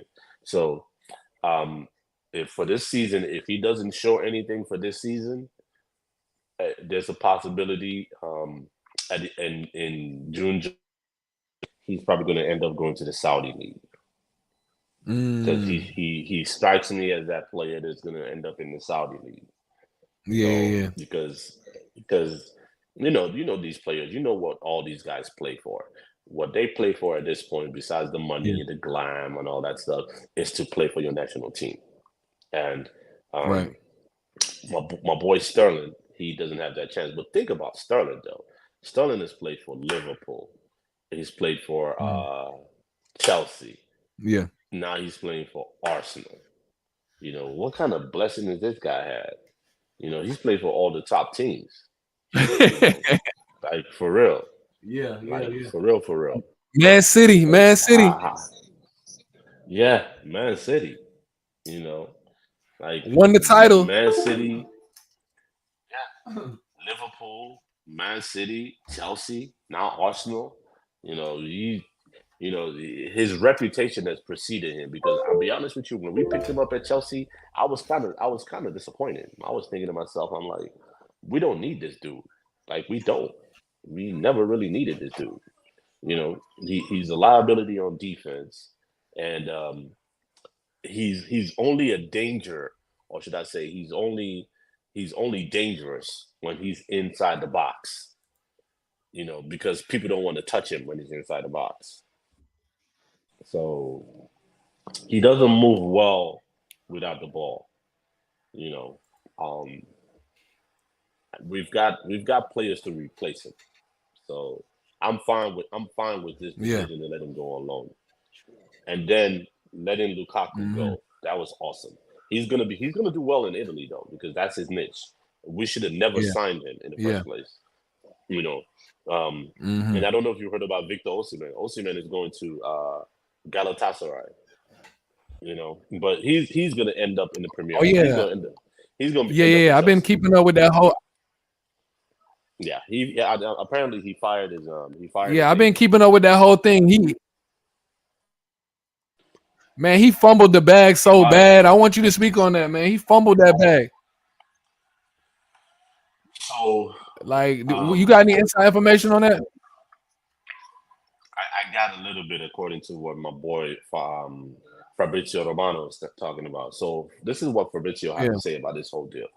So shout out to Fabrizio. Fabrizio, man, I'm very impressed with you, man. I watched his whole transfer deadline, podcast on YouTube. And this guy, like, he kept walking away every 5 minutes to go take a phone call or something from some agent or some team owner or wherever it was, or somebody from a representative from the team. Like when called, like, for example, when he called the Jadon Sancho deal and said it was a here we go and it was done. I was watching him, and I was watching Sky Sports News, which is a big, big, like, it's just like watching Fox News or like CNN or whatever in the UK. BBC. BBC. They couldn't call it. They couldn't call it. But Fabrizio called it a good 10 minutes before they even said, "Oh, it's close." Fabrizio called it, and to be honest with you, it wasn't even reported that night. It was the next day that there was still buzz about it, but it wasn't until Sunday when they presented him at the game just before the kickoff of the game. And it was funny. Like, I'm looking at this boy, I'm like, Fabrizio knows this shit. But let me go back to Fabrizio. So Fabrizio pretty much said that, okay, this is how he broke it down. He said Victor did not want to go to Saudi. And then Victor did not want to go out on loan. But now he's going on loan to Galatasaray. Dumbass. He wanted because now he's going to Galatasaray for 160 million euros or whatever it is a week. Chelsea offered to get him on loan and pay him 150 euros a week, but he turned that shit down. He wanted more. Money. Yeah, he wanted more. But the problem with wanting more is, dude, you haven't proven yourself. You know what I'm saying? And that's why I'm still upset that Chelsea gave that knucklehead that much money, because he hadn't really proven himself either. You think so? I mean, they won the title, right? But last year he still had 15 goals. I feel I'm kind of torn with the situation. He won the title. Who you talking about won the title? Napoli?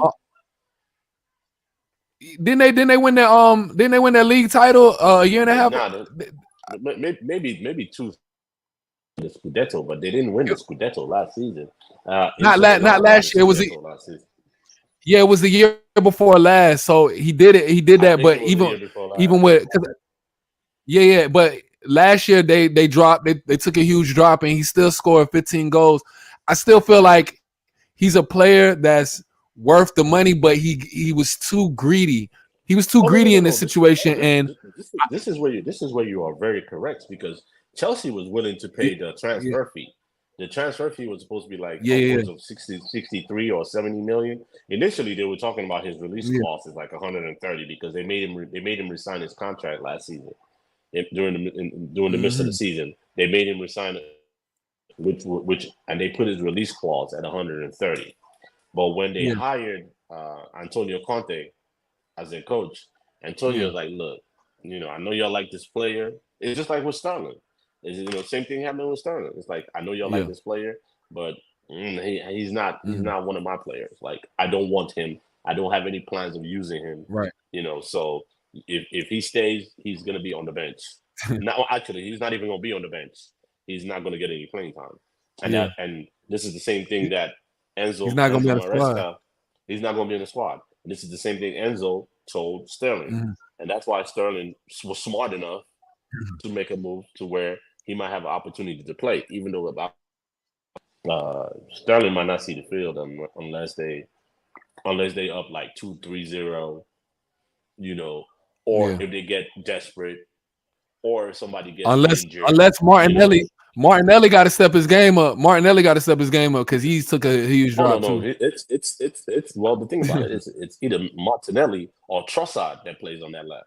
Because sometimes they bring Trossard in on the left, right, in the middle. And with Kai Havertz on the field, if Kai Havertz is on the field, Trossard is playing on the left. So, and most of the time, Trossard comes off the bench. So Sterling is if they're playing like a cup game, like Trossard started versus Brighton, bro. Yeah, and what happened to Martinelli when Trossard started? Was he on the field? Let me look at that lineup before I say something that I'm wrong about. Let me look at that lineup. Martinelli. There you go. Martinelli he came off the bench.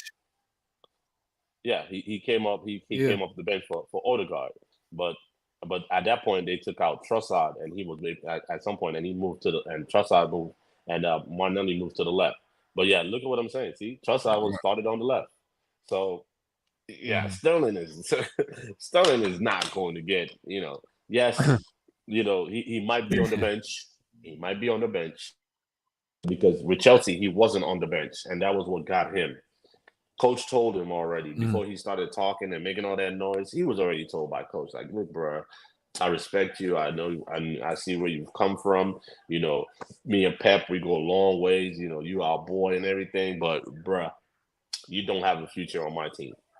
So I say that, and I go back to the Osimhen deal. Coach pretty much told Osimhen, like, look, bro. Antonio Conte told Osimhen, like, look, I have no plans for you, bro, because I want Lukaku.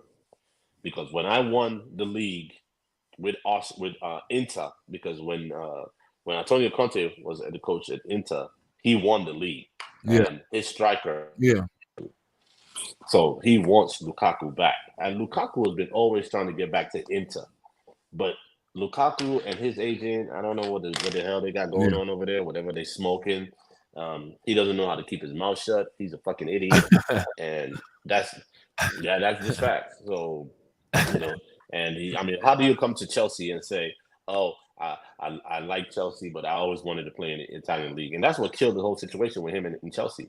After we did like a $95 million deal to get his bitch ass, So, but let's go back to Osimhen, right? So, Chelsea said, look, we'll pay the $63 million or whatever it is. That's not a problem, but your wages are too high. And the wages are high because, the Premier League, they have a structure. They have a financial fair play structure. They call it the FFP, financial fair play. and with the FFP rules, they would have gone over their allotment, for their salary cap. So it wasn't going to be possible to sign him and pay him what he wanted. So they told this nigga, like, look, nigga, go on loan, we'll pay, your salary, and then Napoli will pay whatever difference it is that you're trying to make up for or whatever, just so that for the season. And he was like, no, hell nah. I want more than 150K a week. And I'm like, nigga. Right. Then if it's about the money, the greed is too much. The greed is too much. Bruh, so my thing is like, if it's about the money in that case, why don't you take your ass to Saudi? Go to the Saudi league and play for Saudi Arabia. Go there and play. And get that money. This fool turned down, what was it? I think it was close to about 20 million or 25 million a season. He turned that shit down. It was 30. It was 30 to 40 M's, bro. It was 30. And so you got to take that shit. Getting them. I don't know this. I wish I saved it. There was a thing on Instagram. I'm not big on the social media bullshit, except for watching Fabrizio on Instagram. But and then other things. I digress. But the Instagram shoe show models, you know what I mean. But I digress. But so this knucklehead decides to bypass all that, avoid the 30 to 40 million he could be making there because he wants to be relevant. And I get it, but dude, you're a Nigerian. That 30 to 40 million is going to change your life. Like people on social media, Nigerians got on him. Like they're like, dude, you could have changed your whole life. You could have changed the whole outcome of our country. Like you would have been the highest paid athlete, period, in our country. Like you would have been more than what you are. But I get the fact that he wants to play in Europe. I get it. I understand it. But what he failed to realize with his agent, because Chelsea was working with him and his agent until the very, very last second, because Chelsea has wanted this boy for the last two years. Since our Lukaku project failed, which is about 3 years ago, Chelsea has been wanting And the thing about it is, like, we like Jackson, right? But based on his football age, he's 22. Or whatever he is. Or 23. So he's young.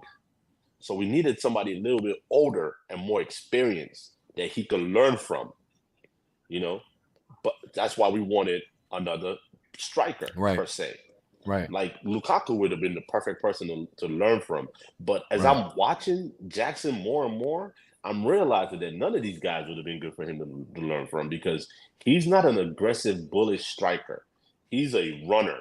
He's a give me the ball, create for my players around me, because he's good at assists too. He's good at assists. Yeah. And he's very fast. For a striker, he's very fast. I mean, he doesn't have Mbappe speed. And I think I want to talk about that fool too eventually. He doesn't have he doesn't have Mbappe speed, but he's fast enough for somebody that's a striker that can crack the line of the defense, because your defensive players are usually the slowest players on the field. So right. With that being said, he's badass, man. Nico Jackson is badass. Yes, he is. According to Fabrizio, this deal fell apart because dumbass, which from now on I'm gonna be using him. I'm gonna be calling him dumbass. That was Lukaku's name before, but now that he's gone, he's not on my radar for anything. So he can be. Osimhen is a dumbass, bro. He is, bro. Oh, he's a dumbass. And hold on. Let me say something before you say it. Are you aware of the 5 million, the extra 5 million that I think was it Napoli? Somebody wanted an extra 5 million, and Napoli said, "Hell no, we're not gonna pay it." Osimhen's dumb ass should have paid that shit up front, and then you would have got on the back end, bro. Like I'm yelling. I'm man. I am so pissed. I was going crazy, bro. I was going crazy. I was watching this whole shit unfold. I just said I'm gonna wait until I talk to Walter on Tuesday.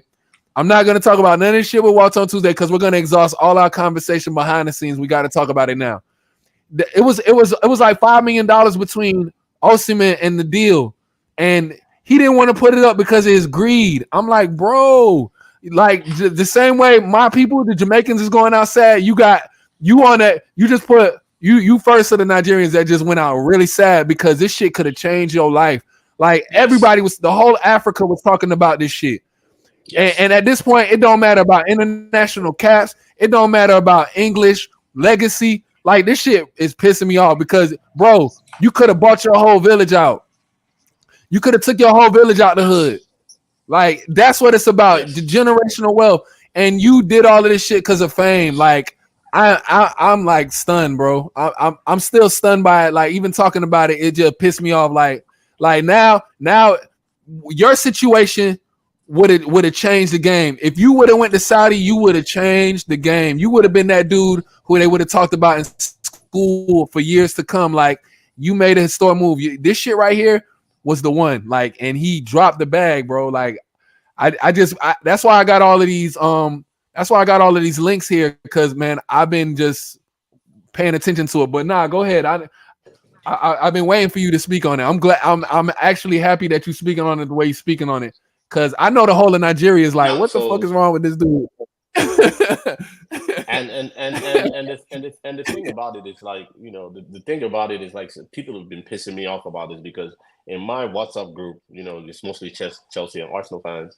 And they keep saying, well, why doesn't Chelsea want to pay the transfer fee? Why doesn't Chelsea want to give this board? I told them, I said, at the end of the day, it's not about the transfer fee. The transfer fee, Chelsea was ready to pay the transfer fee. You know, the problem was his wage structure. They didn't want to give him that salary. You know, I mean, Chelsea's buying players every day. We're buying players that we don't even need. You know, because I don't know if you know, there was a player we bought from Brazil, Angelo. We bought him last season. Another goalkeeper. And, it's another goalkeeper, right? No. I seen that shit. I seen that shit. He's not another goalkeeper. He's a young boy. He's a Brazilian, and he's a young boy. And we sold him. We sold him yesterday. We sold him to. Oh yeah, the young boy to Saudi. Y'all sold him to Saudi. Yes, and we made a profit. We sold him for $23 million. We made a profit. Yeah, I seen that shit. So I seen it. I just seen it today.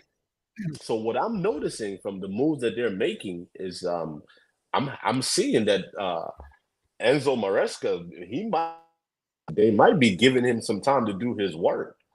So I mean I want to say I hope that's the case. I hope we have found our coach, and I hope they give him the time to do his work, because this group has been here 3 seasons. Well, going on 3 seasons now. This is their 3rd season as the new ownership, and this is their third coach. Technically, their 4th coach, because when they came in, Tuchel was coach, and he only lasted through the preseason and first 2 or 3 games, and then they brought in old boy from former Brighton coach.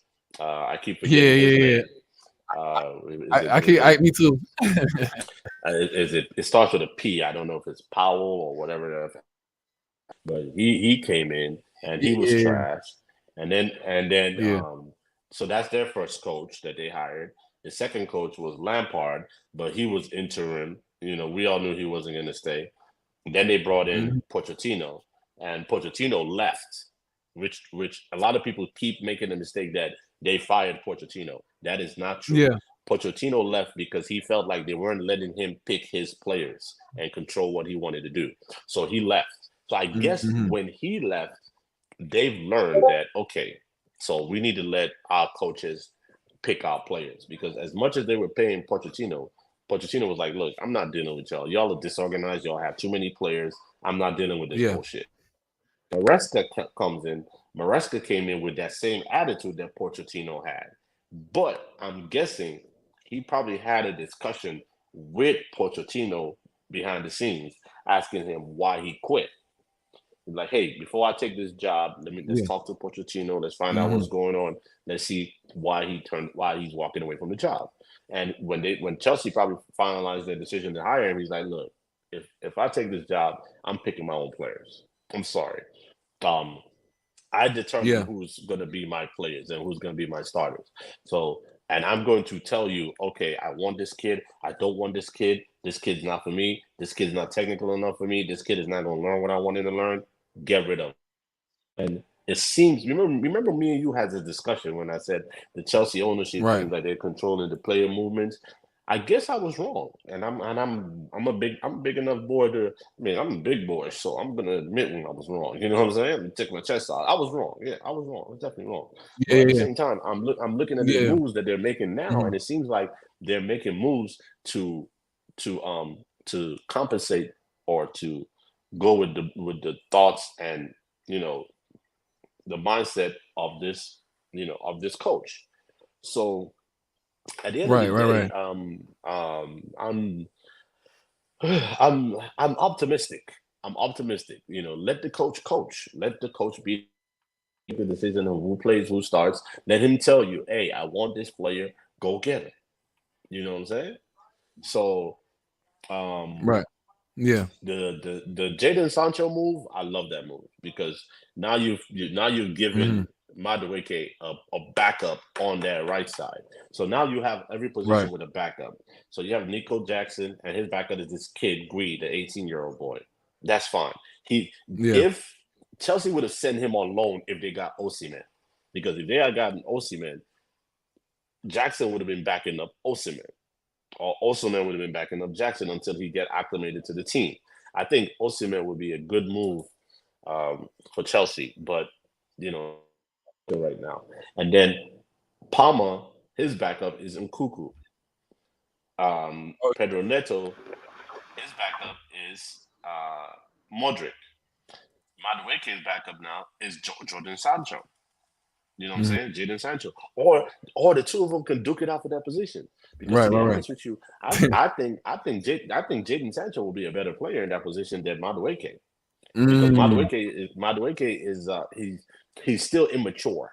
Yeah. He's still immature, and you can see it in his body language on the field. And he's inexperienced. Yes. But I think Jadon Sancho might put some fire on his ass. Last game we played against Man City, they sat him out on the bench intentionally because coach was like, "Nah, you're not ready," and he got the message. But this last game we played against Crystal Palace, some of that came out again. Yeah, you could see it you could see his body language. Some of it came out again. So I think him, going to play for England, he'll probably get more immunity. So I mean, humility. So I'm watching to see how this plays itself out, but I like the possibilities here.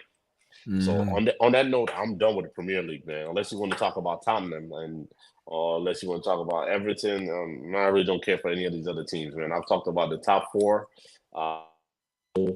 Newcastle looks like they're finding their way because there were a lot of offers made for Alexander Isak. A lot of people came for him. Newcastle was like, nah, we not, bro. We're not even entertaining that shit. And he himself, he's like, nah, I'm good right where I'm at. So that means they're paying him big salary. Because I heard there were a couple of Saudi teams that came after him. So with that being said, I'm done with the Premier League. We can switch over to the La Liga because I would like to talk about what's going on in the La Liga. Barca, man, Rafinha hat trick. Barcelona 7-0, bro. Did you watch that game? I didn't see it. I didn't see it either, but I heard about that. We obviously heard about it. I got the joint. I got the joint right here. We can read through it. Yeah, I mean Barca is looking like a formidable opponent to Real Madrid. Real Madrid is like not off to a fast start as we would have thought with an Mbappe. You know what I'm saying? Mm-hmm. Well, Barca's thing for me right now, and I'm going to say it right now, I think the change of coaching, they brought in Hansi Flick. He's not that much of a disciplinarian as Xavi. Xavi, yeah. I think Xavi is still technically a better coach, but these boys are more comfortable with him until they get tired. Mm-hmm. So it looks like hmm, it looks like because they're 3-0 too, or is it 4-0, whatever it is. I think they're 3-0. They're 3-0, and they're clicking and they're playing lights out ball. So at the end of the day, this is Barcelona. But my problem with Barcelona, and I keep saying this, and I'm still trying to figure this shit out. And if somebody can explain it to me, I would definitely appreciate it. But I don't know how Barcelona is still doing business, with them having no money, because Barcelona has no money. They Right. have no money. I'm like, how do you make a move for Dani Olmo with no money? They gave him 60 million as they bought him for 60 million. I'm like, how are they making these moves without no money? And the one thing that keeps coming to my head when these moves keep happening is like, actually, I'm sorry, they're 4-0. They've played 4 matches. So they are 4-0. Yeah. And they are lights out 4-0. They're not like, they've scored 13 goals and conceded 3. I mean, the next closest team to them is Real Madrid, and Real Madrid is 2-2. Right. So Atletico is 2-2. Villarreal is 2-2. Real Madrid lost twice. Real Madrid lost twice. No, they draw twice. Okay. They've drawn twice. Their last match on I think they played Saturday or Sunday. They played Sunday. They won that. They won that game.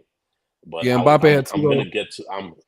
I'm gonna get to them eventually too, because people are complaining about Mbappe, but the thing about that is he just scored 2 goals on Sunday, so I think they might need to shut up a little bit and calm down. But I mean, getting Hansi Flick to come in and be the coach for Barcelona, that was a genius move, because by making that move, they've kept Lewandowski.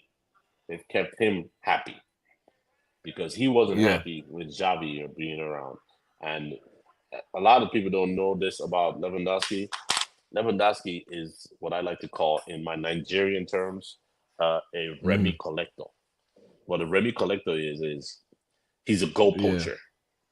He's not an out and out like striker. Like, I'm gonna go get this ball like a Haaland, where Haaland is like, I'm gonna get this ball. I'm gonna run it like 20 yards, 30 yards down the field, and I'm gonna put this ball in the net. He is not that dude. So he's not an Osimhen either. He's not an Osimhen either. So Osimhen works. Osimhen works. Yes. So yeah. He's not that dude. So let's see. He hold on one second. Yeah.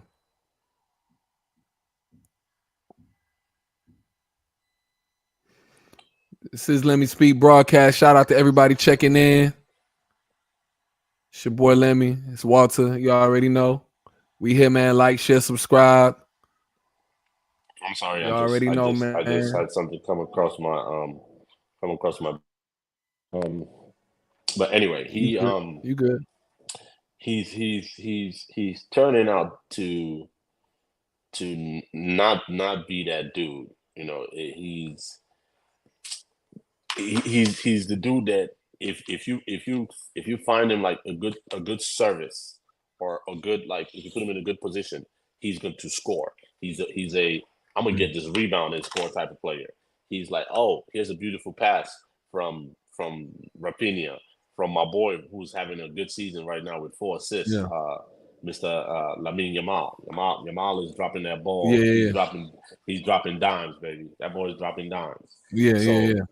So he's not. But because of the coach that he has now, he's showing out.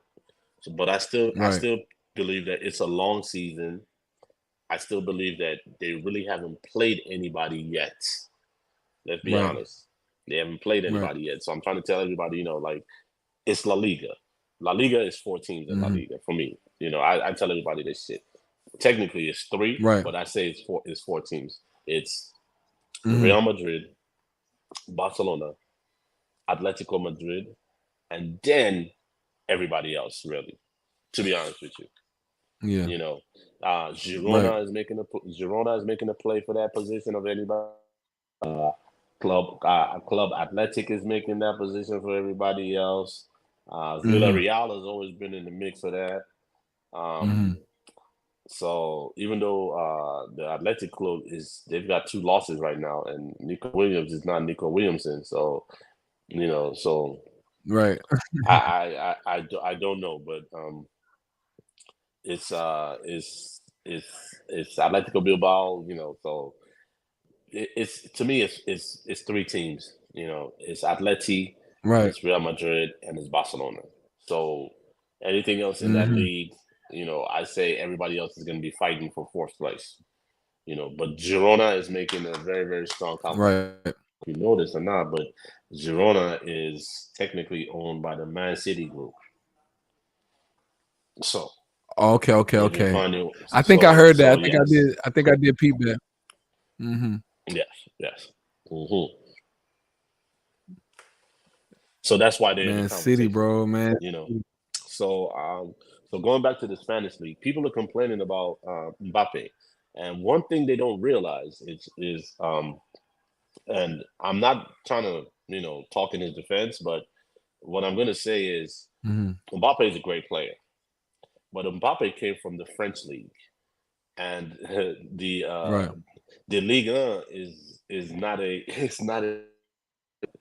the Ligue 1 technically is PSG and everybody else, So this is a league where PSG has been winning the league for years ongoing. Nobody else. I mean, there's been Monaco, but it's just PSG. Let's be honest. He came from a very, very uncompetitive league, and that's why his team, with him on the helm, that's why they never made it into like a Champions League semifinals or finals. Because they're not that team. They have money, but they play in France. Okay, the French league ain't shit. Let's call it what it is. I mean, and it ain't as physical. It's not as physical as La Liga. La Liga's physical. La Liga, but besides being physical, La Liga is very technical. Actually, La Liga is a lot more technical than the English Premier League. I call the English Premier League I call it kick and follow. Do you think that La Liga? Do you think that La Liga is better? Do you think La Liga is better than the English Premier League? La Liga is technically better than yes, they're technically more sound than the English league, but the English league is more exciting. I've been hearing that. So let me keep it 100 with you. Like the skills, the way the players play, the passing, the ball movement, the understanding. Nobody plays like Barcelona or Real Madrid. Nobody. Nobody. Like the tiki taka that Barcelona has created over the years is still unmatched. I'm sorry, because these players are groomed to play in that style right from when they joined their academy, and it's not a Pep Guardiola thing; it's a Barcelona thing. So it's been established there. Like Pep has taken some of the ideas from there into Man City. Man City plays somewhat like that too, but that movement is still unmatched. And then when you talk about Real Madrid, Ancelotti is he's the consummate coach. I mean, I'm still pissed off that Chelsea, because we let him go because he didn't win the Champions League. But that season that the 2 seasons that he was with us, we won the league. We just didn't win the Champions League, and that's why we let him go. We had a knucklehead owner back then, So, my thing is he's still one of the greatest coaches around. I mean, if I'm picking greatest coaches of all time, I'm picking Pep, Ancelotti, and believe it or not, Jose Mourinho. Those would be my top 3 coaches. As far as club coaches go. So I say all of this to say that the Spanish league is definitely more technical. It's going to take Mbappe a minute to get acclimated to that technicality. A kick and follow player. Mbappe does one dribble and he's gone. That's Mbappe's game. One dribble and I'm gone. Catch me if you can. Right. His shooting is a little bit suspect, but because of his speed and his power and him being able to take off and accelerate and you not being able to catch him, it plays very well to his advantage. Mbappe is not that player that's going to be in the 18-yard box and collect like an amazing cross and score from it. He's not that player. You're talking about players like Ronaldo. Those are players like Ronaldo. Those are players like Lukaku. Those are players like Victor Osimhen. Those are players like Haaland. Mbappe is going to outrun you, because that's his game, you know. So he'll outrun you. He'll score. If you take him down, he'll collect the penalty. That's Mbappe's game, you know. Because for you to stop him, you're gonna have to take him down. You're not gonna keep up with him. The only way that you're gonna deal with Mbappe is if you stand in front of him and give him a few yards. And I think he likes to move to the left. So watch him and watch how he moves to the left. If he moves to the left, you move to the left. Don't give him that left lane. If you give him that left lane, he's gone. And in that situation where you do that, you have to cover him with a second player. Not technically like two players on him, but a second player to pick up the slack of that one-on-one. You have to have so technically you have to have a spy on him. You have to have a spy that'll be watching him on that left wing. And the thing about it is, like with Vinicius and Rodrigo, he's going to create a lot of opportunities for those two because he's going to draw more attention to himself and he's going to leave one of those two open. But the crazy thing about it is Vinicius is that type of player too. Probably not as fast as Mbappe, but he's that dude too. Even Rodrigo is that dude too, you know. But the two of them, that's what I'm saying. Everybody up front. Those two are a little bit more technically sound than he is, you know. So, but Mbappe, when they figure out their game, and the good thing about it is the way Ancelotti coaches, he lets them figure out their shit. He lets them figure out, do this. Oh yeah, Man City or Arsenal for the title. I'm sorry, Man City is winning the title again. You heard it here first. Regular season shit. Man City's got this again. Arsenal's got no chance. Okay, let's get that with I wanted you to finish saying what you were saying. This was what I was bringing up next. Like we didn't get to make predictions, so you making your prediction based on what you see. So you got Man City in there. And this is just all across the board. Yeah. No, it's not all across the board because Liverpool fight for that title. I just want to see what the clash is going to be. Until I see the clash between Liverpool and Man City, I'm picking Man City. That's all because of their history of winning. That's why I'm picking Man City. Right.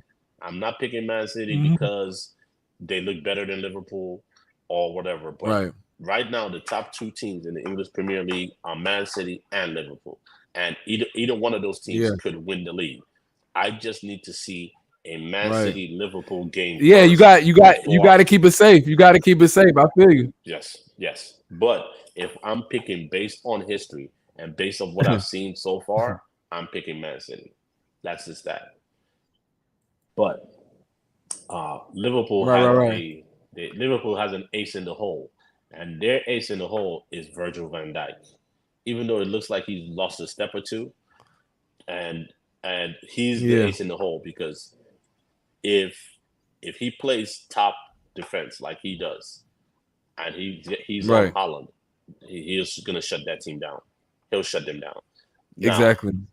I think he got what it takes. Yes. The problem Liverpool might face is dealing with what's this kid's name?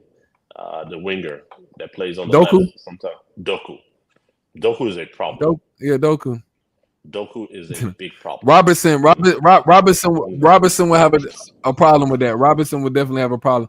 We'll probably have to get Simicast on him. Simicast got the speed, but I don't know if he has the defensive ability.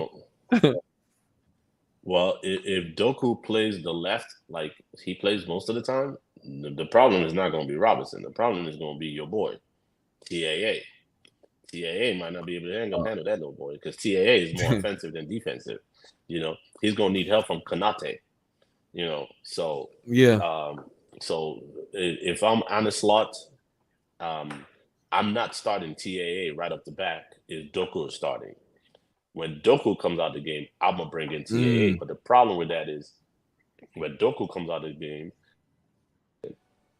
even though Grealish has lost a step or two and doesn't move the ball like Doku, there's also the other kid on the right, Savinho. I think he's hurt or something because he didn't play this week. But he didn't play. He's another beast. He's another problem. He's a beast. Problem. Lewis is a beast. Big problem. Lewis is a beast. Yeah, he's coming in. He's coming in the box a lot. Like he's playing forward a lot. I seen what he was doing on West Ham. He's gonna give. He's gonna give. What's his name? A run for his money. What's his face? De Bruyne. I think eventually he's gonna take that position. Oh yeah. I see what you're saying. The reason why he's not taking that position yet is because De Bruyne is like your consummate like number 10. De Bruyne is going to get you the ball. De Bruyne's passing is ridiculous. Because when you take out Savinho from the right and you put Silva on that right, you lose something. Because Silva is decent too, but Silva is not Savinho. And then you have Gundogan. Gundogan is old. I mean, I don't even know how old he is. If I was to guess, I would say maybe 32. But he's old. He's not that player anymore. Silva, he's getting old too. Rodri's hurt. Rodri's on the bench. Rodri hurt. So wait till you get him back.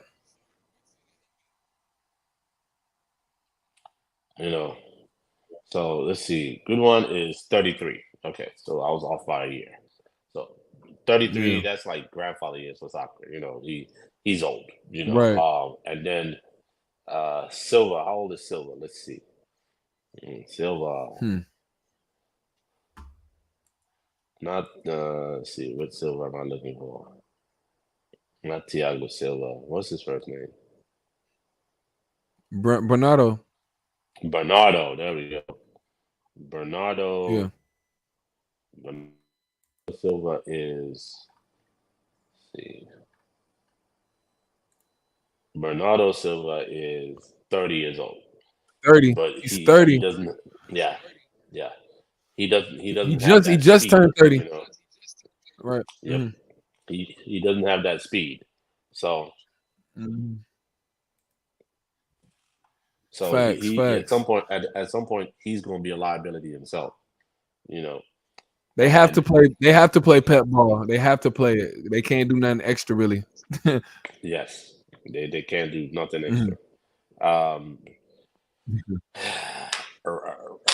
Rafael Leao, he's not happy in AC Milan. He might make him. You bring that boy to. Yeah. You bring that boy because Barcelona wants him. You bring that boy to Barcelona, or you bring that boy to Man City, and move Doku to the right because Doku been playing on the right. Tisk. But I don't see him, making any of those moves right away yet. So they gotta wait till January, if anything. Yes, they have to wait till January.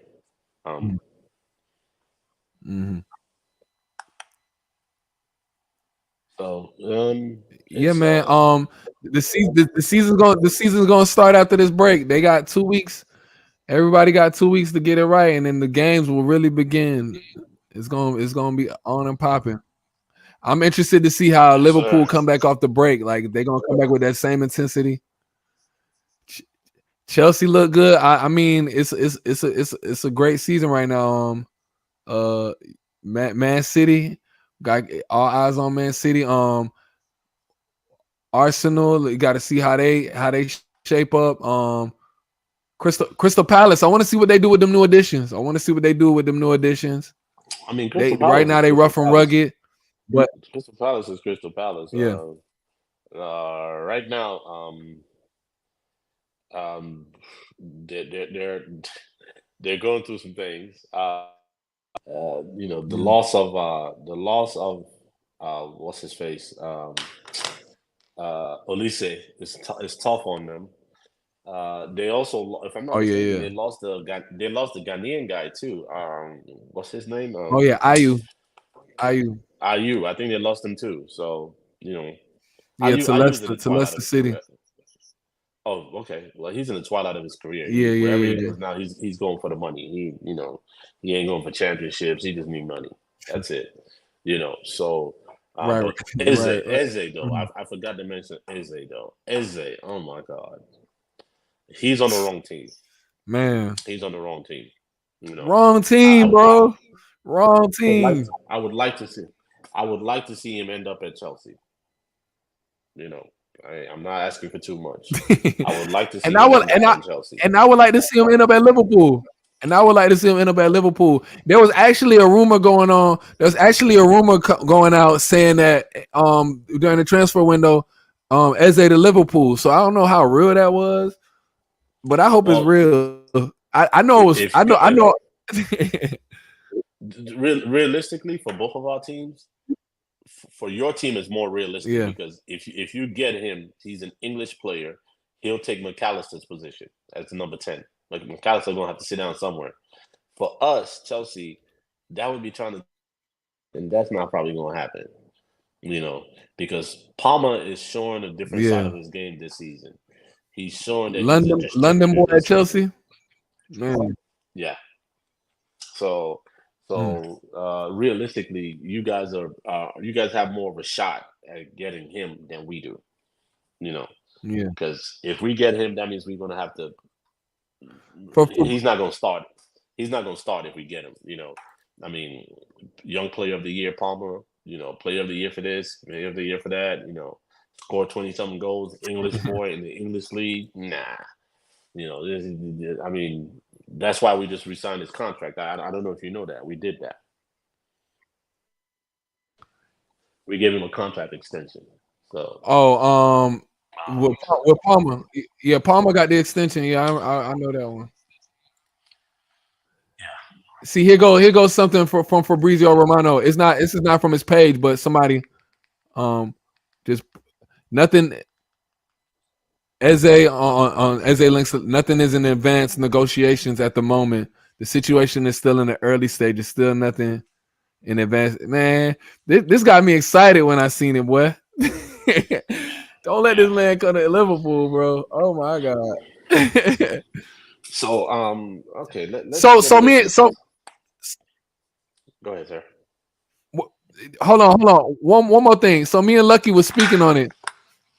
We agreed like you got Cole Palmer right there. He's if not the most skilled player in the league right now. Like I'm just talking about like all around from he's free kicks to outside the box.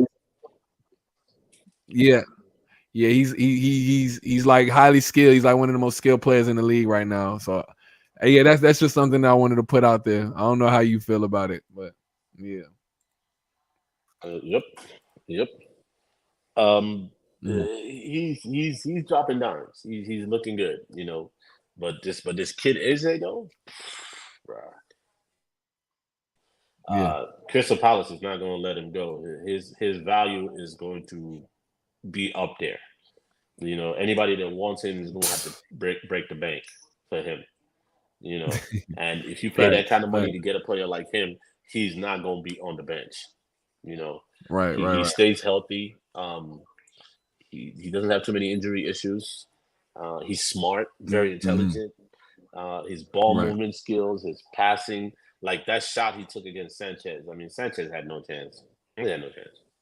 Yeah. And they have a good coach in Crystal Palace too. Because remember, I can't remember who wanted him. Somebody wanted him. I think Hodgson. And they, whatever his name is, Man United My wanted bad. him. And I think that was their old coach. And they told him to bring like $100 million. Crystal Palace was like, "Oh, you want him? You want him? Okay, $100 million." 100 M's, 100 M's, bro. Did you wanted to divert into something else? I think you wanted to divert into another topic, I or wanted. I mean, we I could. wanted you to speak on the new NFL season, man. Kickoff is what, Oh, Thursday. Thursday. This game's yeah, Thursday, yeah, yeah. Friday. Who is I think that? this game's Thursday, Friday. So, Oh, it's a game on speak on Friday. that. I mean, I believe there is a game on Friday. Let me double check that. I think there's a game Thursday, Friday, and Saturday. NFL has taken some new moves. Yep. Yep. There's games Thursday, Friday, and Sunday, because Amazon has put their foot in the door for NFL, and I think they are going to be showing what is it? I think they're going to be showing Okay. Saturday games. So. But you have your opening games. See, yep, next week too. Next week there are Thursday games next week too. I think that's Amazon. Amazon Thursday games. But there's Friday, Okay. Saturday games coming. You know. The Falcons are playing the Eagles next month. Not this coming Monday, but the next Monday. Ooh, that's gonna be interesting. Dun, dun, dun, dun, dun, The dun, dun, Falcons dun, dun, dun, schedule. dun, dun. The Falcons schedule is crazy. The Yeah, it Falcons is. schedule is It crazy. They is. got Pittsburgh week 1. They got Kansas City week 3, I think, in Atlanta. And I think they have a chance to bust Kansas City head if there ain't no crazy ref situation going on. I mean, we got two Just with the headbaggers. prospect of this defense. We got two handbaggers coming because the opening game is the Ravens and Kansas City in Kansas City in Arrowhead Stadium Yeah. on Thursday. That's a banger. Mhm. And then Yeah. Friday you got the Green Bay Packers and the Eagles, and they are playing, I think, in Brazil. Brazil. So you got handbaggers, bro. You got handbaggers. Two handbaggers at the start of the season. So this is gonna be interesting. I used to play fantasy football. I don't know where I'm gonna Yeah. get that doing again, but we'll see what happens.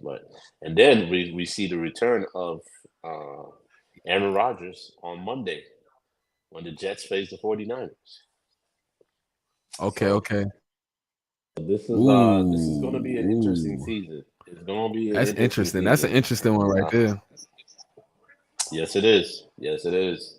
Uh, I've been leaving the football talk alone because I've been hoping that I can convince my friend, quote unquote, to come join our podcast and talk about it. But we'll Yeah. see, because having his insight, oh God, I can't wait, because he is so knowledgeable about the game, and Yeah. he can talk about so many things that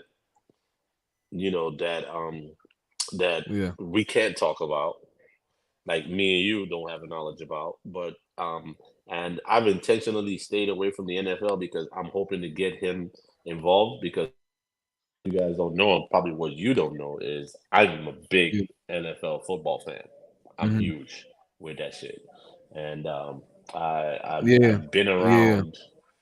I'm not trying to throw any names out there, because I won't.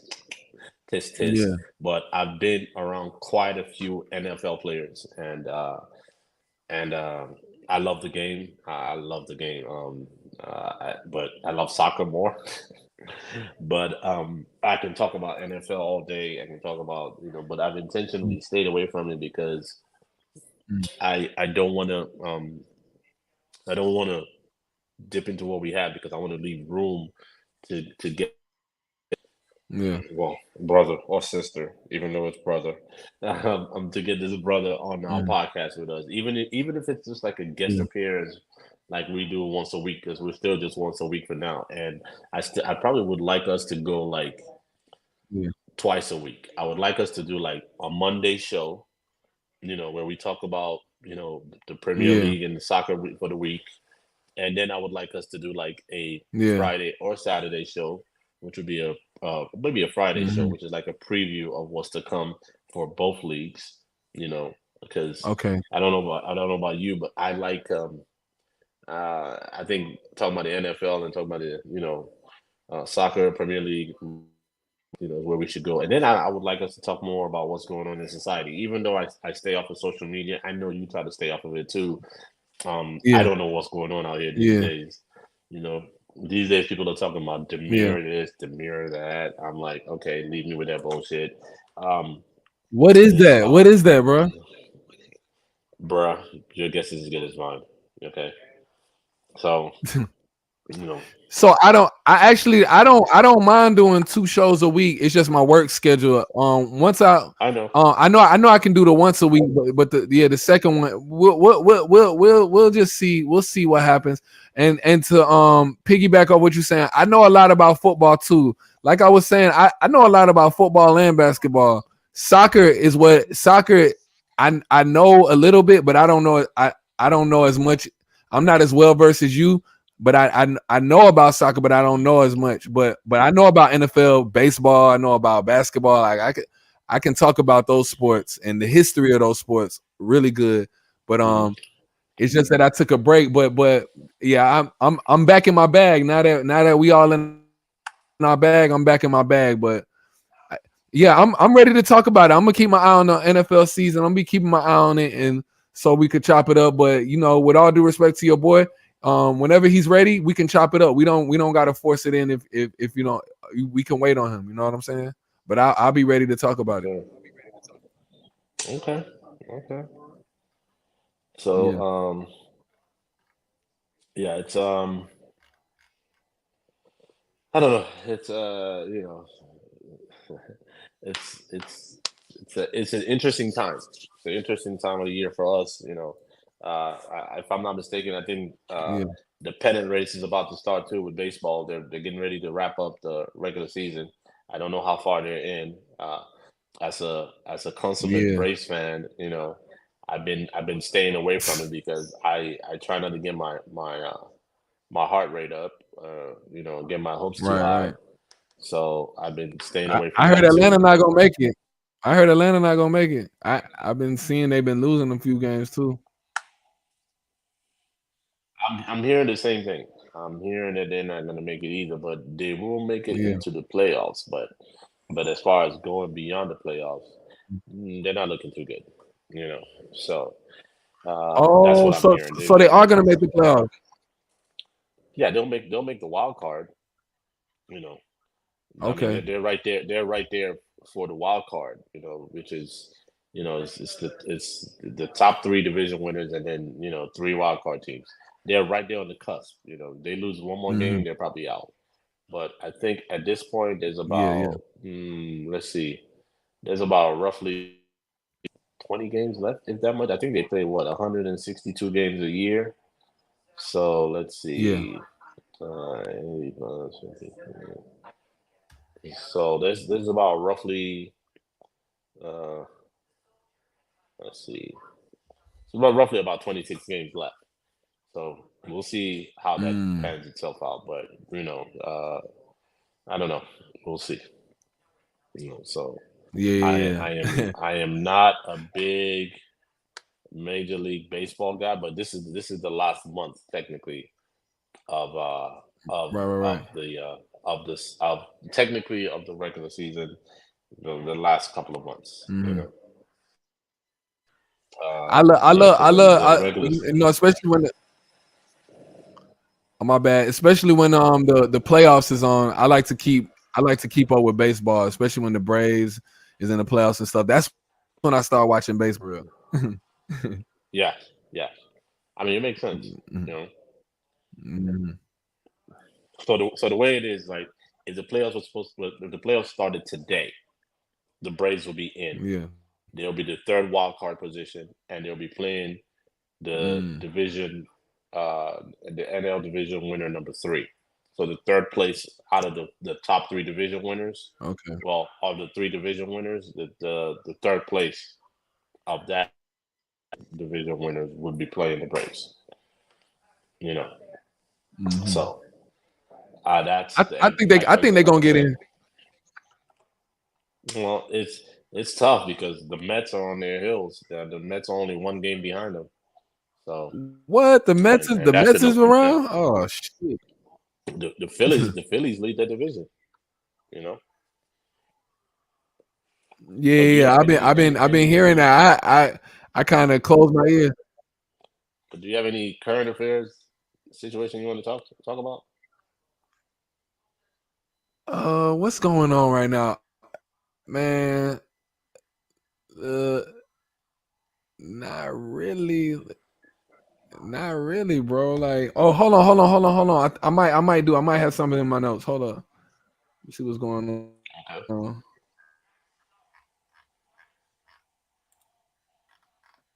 I took so many notes.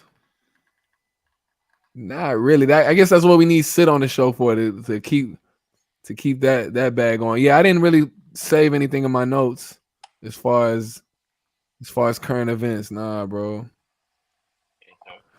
I want to know what this denier thing you talking about is. What the hell is that? Bro, I don't know what that shit is, man. I just hear people talking about that shit all the time. It's like it's so How you demure. spell it? DEMURE. It's like I'm so some demure bullshit, bro. I don't even know. Dominion of demure. It's an adjective meaning adjectively modest. Yeah, reserved, or DEMIR. serious. LeBron, yeah. DEMUR, demure. LeBron uses demure as a term of endurance to describe herself as she only daily I'm like your other girls or whatever. Yeah, it's a social media trend now. So you know. What does it mean when someone says DEMUR? when someone is demure, it means I'm shy, polite and a little shy. Okay. DEMURE.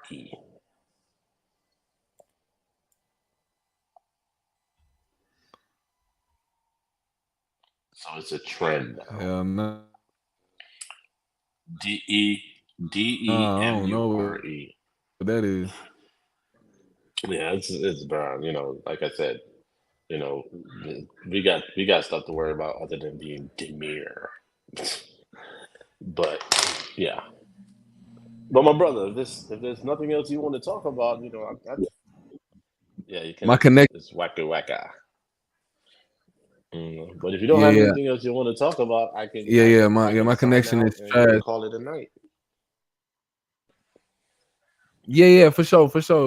I gotta get ready for tomorrow and all of that. But yeah, we did. It was a good look. This was a good look. You were sleeping a little earlier. I know. I had called you a little earlier. I don't know, but you wasn't. All right. Zip. Yeah, let's leave that alone. Yeah, it's all love. It's all love, though, man. Your boy hasn't been getting as much sleep. Appreciate you coming through as usual. Yes, sir. You know what I'm saying? Yes, sir. It's always it's a pleasure as usual, my brother. Man. If we could do something later this week, I'll definitely let you know, because you know, basketball, we can go full tilt with it. It's gonna be a lot of international games on Friday too. It's gonna be a lot of international games, like starting Thursday. Yeah, starting Thursday.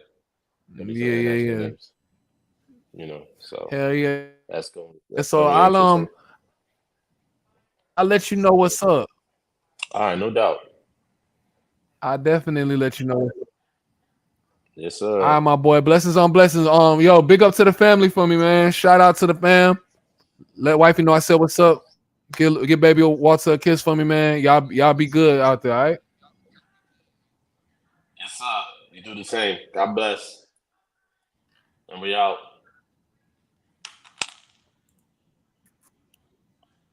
Wakanda forever.